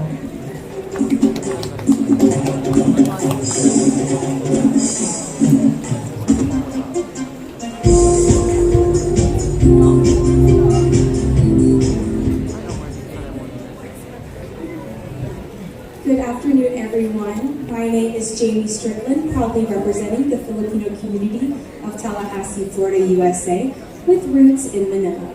I'm currently a first-year elementary education major, hoping to provide quality education for our youth. And I also work as a school registrar, helping students register for their courses and provide them any materials they may need. My environmental advocacy is ocean conservation through reducing plastic waste, because I believe if we can switch to reusable alternatives and support cleaning efforts, that we can see our ocean's beauty in life for future generations. Thank you. Questions from our judges. Hi Jamie, good afternoon. Jamie, how should the Philippines lead by example in marine conservation efforts globally? How should the Philippines lead by example in marine conservation efforts globally? Yes. So I believe that the Philippines should lead by example for our marine wildlife in conservation, is because I believe that the Philippines is one of the main contributors to plastic pollution. So I believe that if we can help reduce this, we can help prevent and preserve our ocean's marine life and biodiversity as well. Thank you. A question from UE student.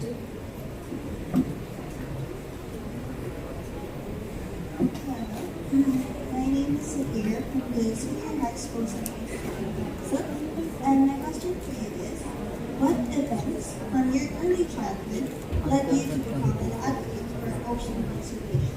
Yes, thank you so much for your question. So growing up, my family always took my siblings and I to the beach, and it was one of my favorite activities. So that is one of the main contributors to why I chose ocean conservation, because I truly enjoyed it, especially as a child, but now today as an adult, because it's hard to enjoy things when they're being polluted, and you're trying to enjoy your day at the beach, but you're being annoyed because you step on maybe some plastic. So that's the main reason why I considered ocean conservation to be my advocacy. Thank you. Follow-up questions from our judges. Hi Jamie, good afternoon. I know that you originally came from Manila, and last week Manila was also ravaged by the typhoon. It was flooded. It's not just Manila, it's practically the entire city. And I know that there are certain parts in the United States where they also experience flooding, I think in Texas. So it seems like it's a cycle. So what do we do on an environmental standpoint to take action to somehow help ease the cycle or somehow stop the cycle? Yes, thank you so much. So I believe that with flooding, especially in the Philippines, it's due to waste segregation. So providing the people with knowledge on how to properly segregate their waste to help minimize the flooding efforts. And for also informing the community of how we can help prevent even when there isn't flooding. So putting up maybe extra trees, planting to help minimize the floodings that we do experience. More questions, please.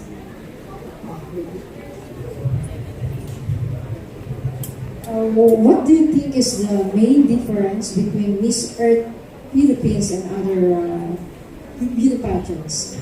Thank you so much. So I believe that the difference between Miss Philippines Earth and other normal beauty pageants is that we us delegates advocate for change, and especially this year we're able to make action on it. Thank you. Thank you, and that was Filipino community of Tallahassee, Florida, USA. Up next, we have Filipino community of Tampa, Florida, USA, from Bacolod City.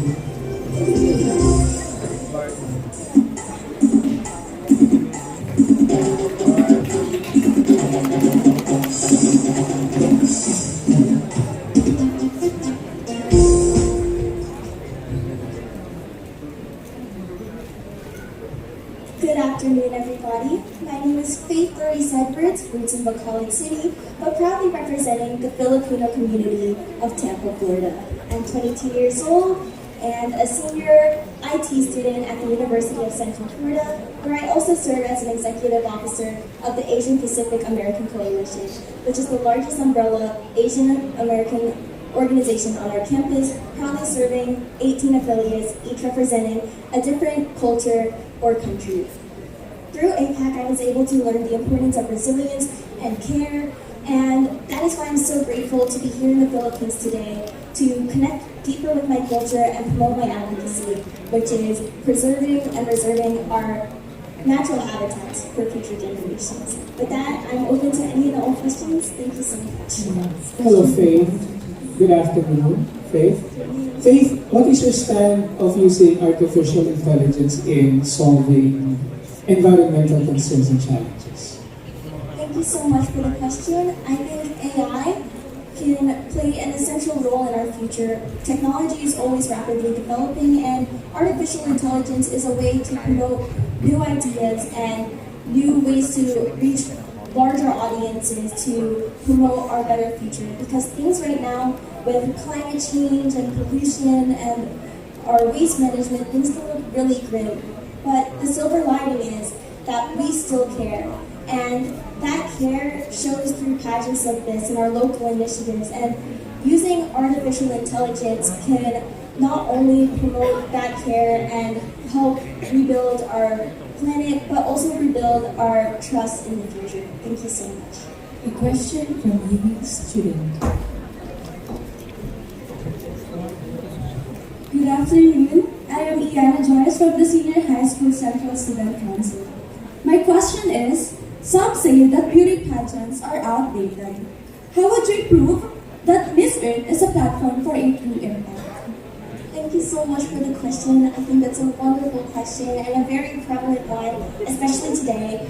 Miss Earth is an opportunity that I have been so grateful to have because it taught me so many things. With our ability to connect with our local communities, we were able to learn and connect with our children and provide typhoon reliefs. And those sort of activities have taught me that pageants are not just showing the face, but it shows character, and it also shows that we can use our power and our voice as a platform to create a better future.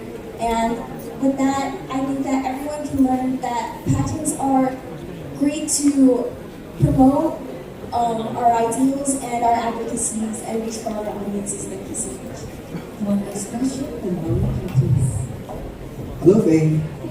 With all of your experiences here at Miss Philippines Earth, as well as your interactions with your colleagues or co-delegates, I'm pretty sure there are some mindset shift or changes that you've experienced. So how would you define success? What's success to you now that you have experienced Miss Philippines Earth? Thank you so much for the question. I believe success to me is represented by three things. It is the ability to promote education. It is the ability to make your audiences feel represented.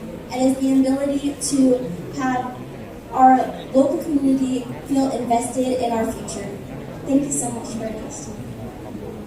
Thank you so much. And that was Filipino community of Tampa, Florida, USA, from the College City.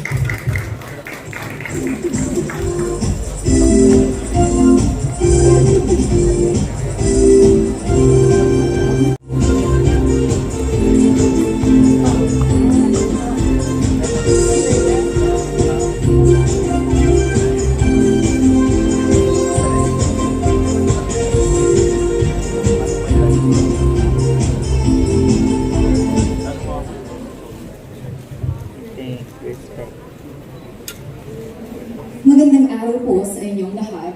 Mabuhay to the respected panel of judges. Mabuhay University of the East and mabuhay Pilipinas. I am Althea J. Paz, proudly representing Teresa Rizal. As a 19-year-old broadcasting student, I deeply believe in the power of media to create change and leave impact. As Rizalena, surrounded by the beauty of natural sceneries, I have witnessed both the blessing and consequences of how we treat our environment.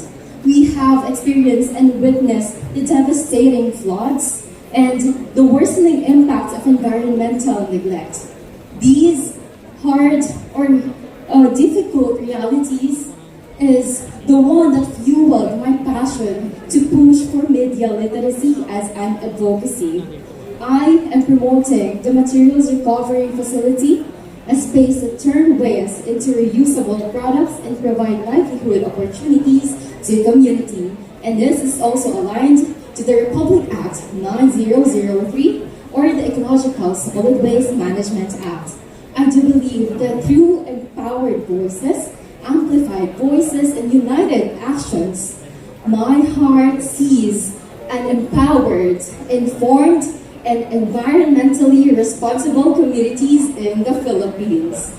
This is because real progress starts when we turn awareness into actions. Today, we need an environmental positive change.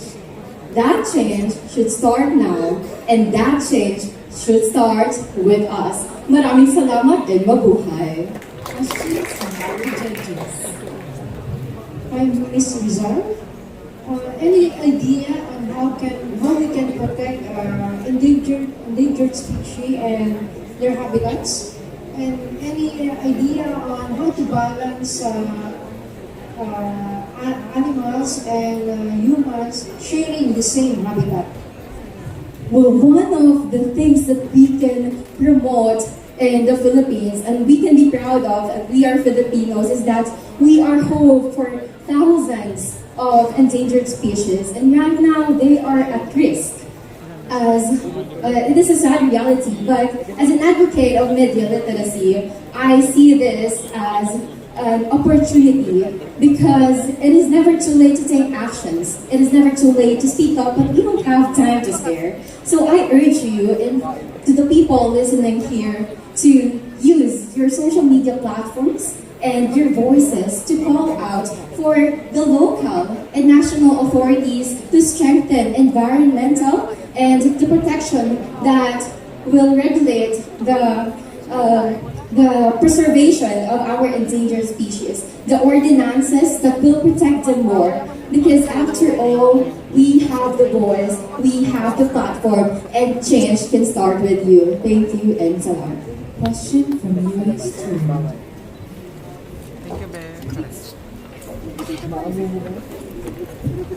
Good afternoon, Mr. Kaliazu. I am Maria Chelsea Cassandra from the UE Senior High School Central Student Council, and here is my question for you. Many environmentalists argue that climate change is not just a scientific issue, but a moral one.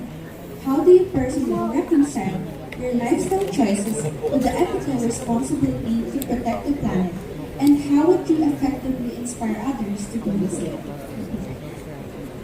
Again, as an advocate of media, I see this as an advantage, especially with the rampant advancement of technologies and social media platforms and the users of it worldwide. And I see this as a tool that we can use to promote sustainable solutions and how we can start small just by turning to or shifting to ecological or eco-friendly alternatives, not just at home, and also utilizing our social media platforms to voice out for what really matters. Thank you. Thank you, and that was Teresa Rizal. Up next, we have Titay Zamboanga Sibugay.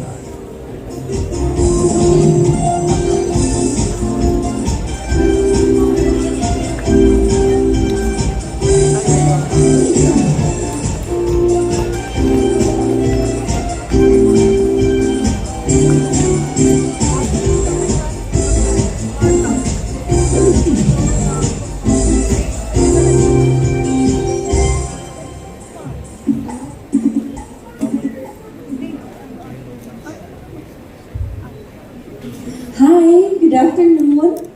I am Jean Ascandalo Bolaños, your gentleman, Eco Warrior from Titay, Zamboanga, Sibugay. I am a graduate of Bachelor of Secondary Education, major in Values Education. I am happy, yes, so now I'm able to contribute for a good cause, and that's how I discovered my passion for community service. Currently, I am a parish youth leader in our church, inspiring youth on their spiritual and leadership journey. But I've been active to many different organizations. Was once a varsity volleyball player and a dance performer in our school. My continuous involvement in the community allowed me to see the reality of life. And I'm grateful because it has prepared me to become who I am today, a true woman of the earth with purpose. Joining this pageant is not only for myself, but for the upliftment of every individual in my community. That's why I chose community-based ecotourism as my advocacy, anchored on SDG 8, decent work and economic growth. I aim to promote sustainable tourism, empower local communities, and promote cultural preservation. Because I believe that progress should be in harmony with nature and with the indigenous people. Real progress is not only measured by development, but by inclusivity, where no one is left behind because everyone is empowered to take part. Thank you so much. Question from our judges. Hello, Jean. Good afternoon. Good afternoon, Jean.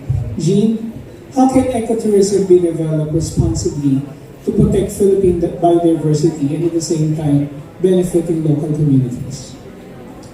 I am advocating for community-based ecotourism, and I would like to ensure that sustainability is the cornerstone of our progress by creating, by collaborating with local communities such as SK officials, local officials, to create a product that is not harming our nature. So for example, and it is also a way to preserve the cultural heritage. So in my hometown, we have the Biat Falls, which is protected long before by indigenous community. So they have this Pangasi wine, and I think it is something that with that product, I think the local community, the Sabani community in my hometown could benefit based on a profit, and at the same time, it will not harm the nature. We are balancing economic growth and also preserving culture. Question from Yuri, student.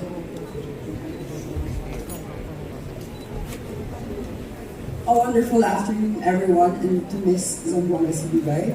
I am Jacob from the UE Senior High School Central Student Council, and my question for you is, as we face the problems of urbanization as forests and agricultural fields get turned into skyscrapers and malls, and that certain political dynasties lead these urbanizations, how will you fulfill your plans and advocacies for our Earth, starting with the Philippines, knowing the fact that you may face political figures along your journey to protect it? That's quite tough.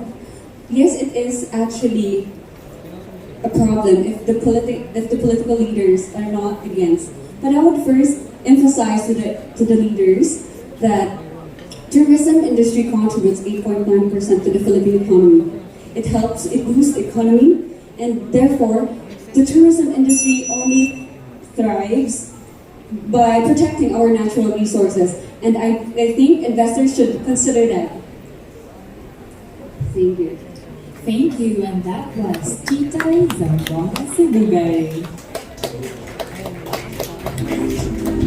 Up next, we have Valencia City.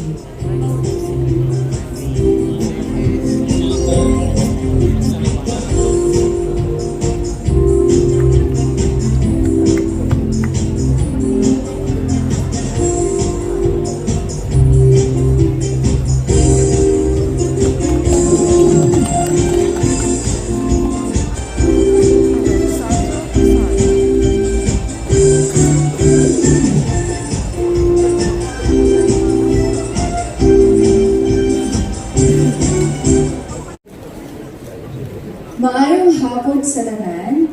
I am Alexandra Stephanie Pasayon, representing Valencia City, province of Bukidnon. When I was in Valencia City, I visited indigenous community. And because we're going to take a video for my introduction video for Miss Philippines Earth 2025. And then, suddenly I asked some of the indigenous people that if they're going to have a chance to speak, what would they say and why? All they want is a fair education to their children. And that is why my advocacy is education for all, culture for life. Because I believe in every indigenous child deserves quality, inclusive education to honor their culture, language, and heritage. Even though it is very challenging for them to have a fair education, but I still do believe that challenges are not meant to break us, it is meant to build us to become the best version of ourselves. And that is for me, the silver lining. Thank you so much. Questions for our judges. Hello, Alexandra. Hi, Paul. Our indigenous people are greatly impacted by the effects of climate change. I think you, based on your experiences, already shared that several times. How would you help them, or even allow them to join you in your cause to ensure that they also take part in ensuring that we mitigate the effects of these in their environment? Thank you so much for that question, sir. Well, as a teacher, I will use my profession to lead them for our environment. And it's because education is very important for them. And I will teach them in my own way, in my own knowledge, so that we can involve them to our environment. Thank you so much. Question from UWI student.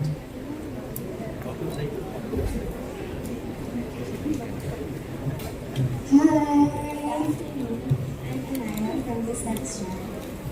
My question for you is, if you were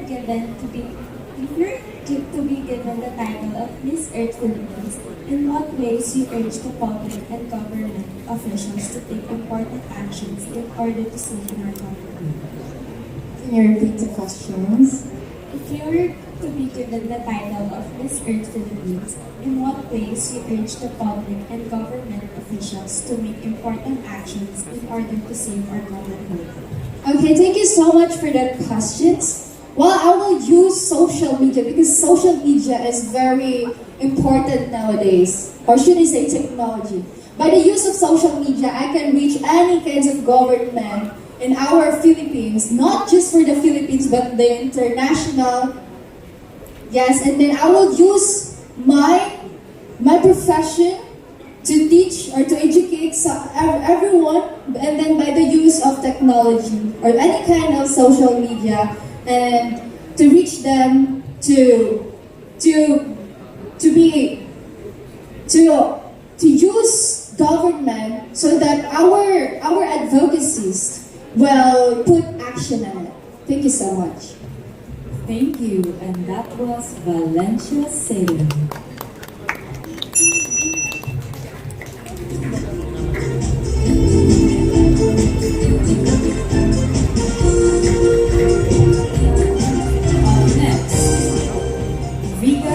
Ilocosur.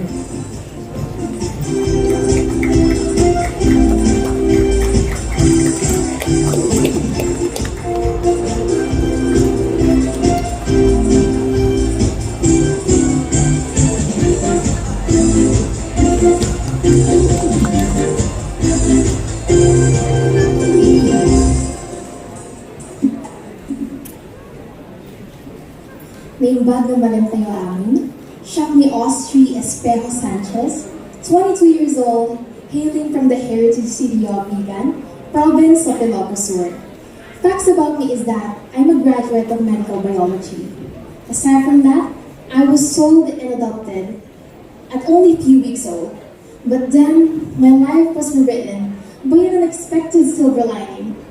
Because my mother, who is a senior citizen and a single mother, raised me into the compassionate, into the multi-advocate woman that I am right now. That is why I have my project right now named Footprints for the Future. All of my social activities actually falls under one umbrella of sustainable ecotourism.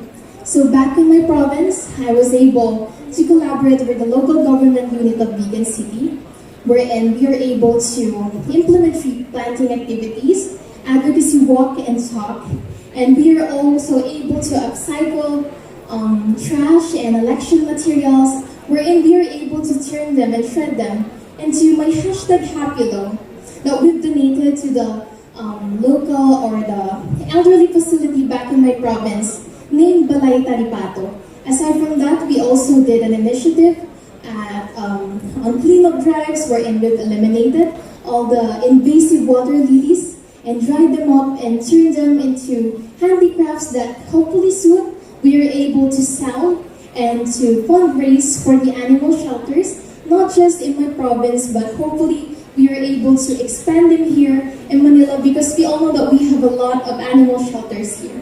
Thank you. Questions from our judges. Hi, Ms. Vegan. Good afternoon po.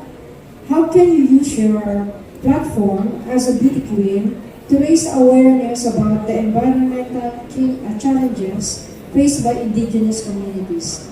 And how can you use your voice to amplify the voices of indigenous communities and advocate for their rights? Thank you for that wonderful question. Well, as a Miss Philippines Earth Hopeful, we are a spokesperson. I am a spokesperson. And it is very imperative to use our voice to amplify the voices, especially of the indigenous people. Simple things like collaborating with our local government unit, especially to collaborate with non-government organizations, smart civic society, so that we are able to propose different kind of initiatives, projects, programs, and activities that we can do to create inclusive implementations to involve the indigenous people, because this is very important, especially so that we are not able to leave anyone behind. As Miss Philippines Earth, we have to use our voice to implement beautiful things so that we can create a much more harmonious environment for us to live in. Thank you very much. Question from UE student.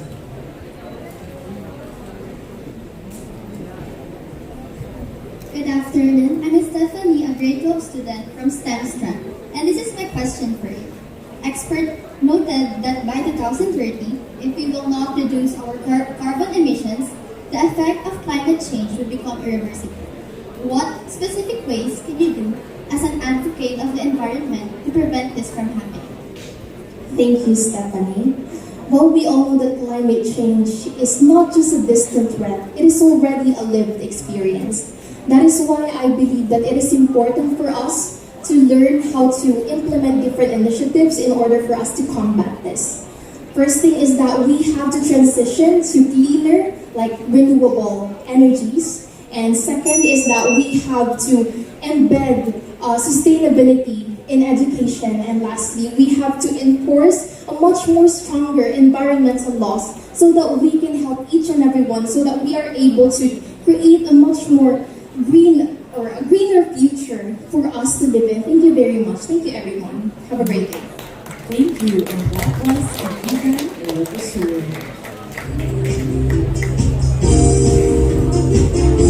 Next, we have Zamboanga City, East Coast.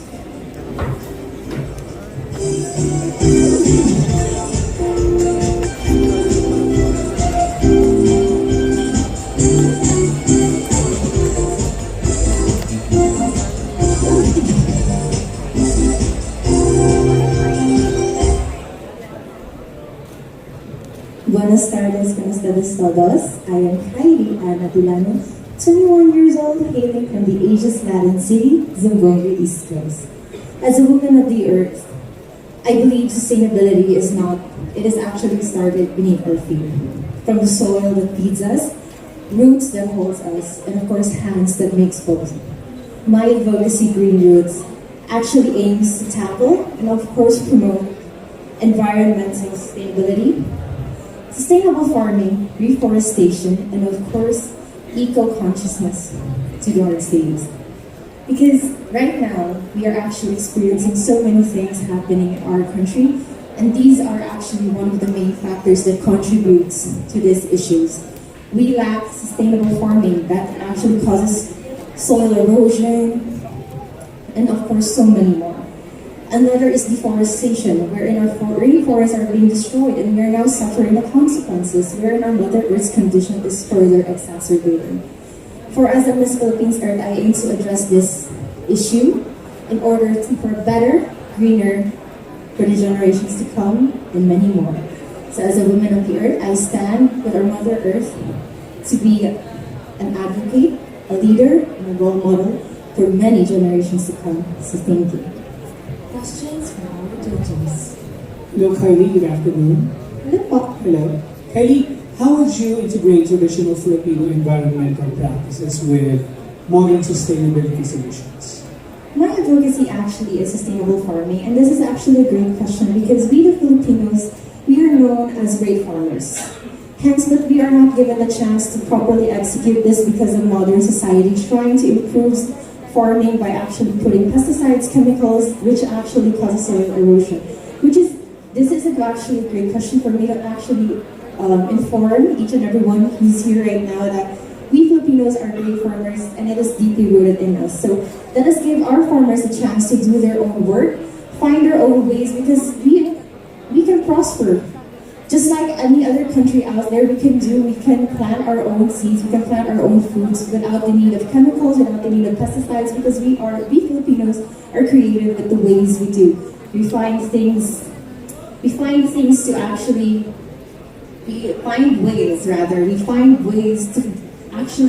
improve our livelihood, which is why I really want to promote sustainable farming because we Filipinos need to have a chance to actually execute this properly. Thank you.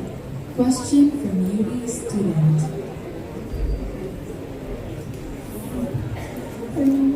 A blessed afternoon, Ms. Zombongis. I am Joseph, a student of the STEM strand, and here's my question.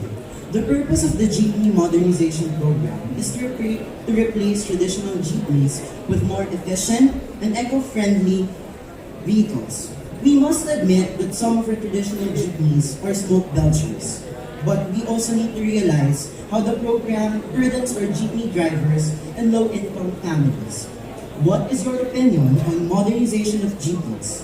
Will you prioritize environment at the expense of people, or will you prioritize people at the expense of environment? Like you said, this issue is actually rampant now, and actually, the idea is not bad of modernizing jeepneys for an eco-friendly, more society. Because yes, our jeepneys are one of the main contributors to air pollution, but of course, we have to think of the fact that we are also removing, like you said, the poor lifestyles of our jeepneys. So this is actually a slowly but surely way that we have to address because not everyone can actually just afford to get a new modernized jeepney because of course society right now is not easy.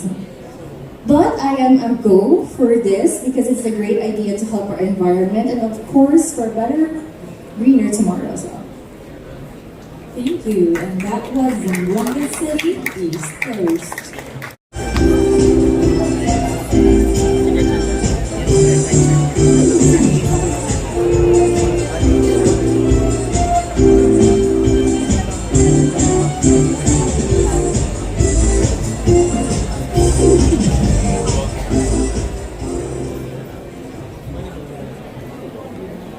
Good afternoon, students, judges, and to our viewers watching live, also to the University of the East. My name is Vanessa Camp, representing the West Coast of Zamboanga City. Currently, I am a student taking up Bachelor of Science in Legal Management back in Ateneo de Zamboanga University. I am also a proud breadwinner, a freelance model, and I have been a long-term advocate of the environment. That is why it is rooted in my advocacy that is evoking youth ecological consciousness aimed at spreading awareness and the shared responsibility that we have towards the environment. Thank you. Questions from our judges. Hello. Hello, sir. How are you? How are you feeling? Well, I'm feeling kind of nervous, of course, that is normal, but I am as well feeling very excited for this portion. Good. And you're the last delegate. I'd just like to check though, since we have been talking about environmental education for quite some time, would you mind sharing to me one objective in your project And what is your measure of success? So one objective, and what made you say that that project was successful? So my main objective of my purpose rooted in my advocacy is, of course, my target audience is always the youth, for them to recognize their responsibility. For your information, I have been working with this organization for 4 years now, and I am one of the founders. And I am very happy to say that at the age of 17 until at this point, we have gathered almost 1,000 members of this organization. So I believe that is really my purpose. My main objective is to gather more youth into knowing their ecological consciousness and responsibility. A question from a student. Hi, pleasure to meet you, Miss Zamboanga West Coast. I'm Mark, a student from the STL 1230. Some parts of the world are at war with each other right now. This could have negative impacts on the environment, especially those that will be caught on the crossfire. Now, the Philippines is one of the countries that could be caught in this crossfire because of its rich resources and its geographical position. As Miss Earth, what can you do to prevent this? So once again, good afternoon everyone. So as Miss Earth, what I can do to prevent war is of course to use my platform to spread awareness. We are not only advocate of the environment solely itself, but also the people, the species that are living in our planet. So of course, as Miss Philippines Earth, it is my responsibility to take action and be woke of the issues that are present in our current world, especially the war. Thank you. One last question from our judges. Hi, Miss Zamboanga. Hello, Miss Rose. How can the Miss Earth Philippines platform be used to inspire a global movement for environmental protection? Okay, so I believe, thank you for that question. I believe that the platform goes beyond a national scope, moreover a global scope. That is why we are chosen a representative to bring the advocacy internationally and to reach more people and to be mindful of the environment and the issues that we are having right now. So I believe that it is not only a pageant, that is why I am here, because I want to stand for a purpose and I want to change.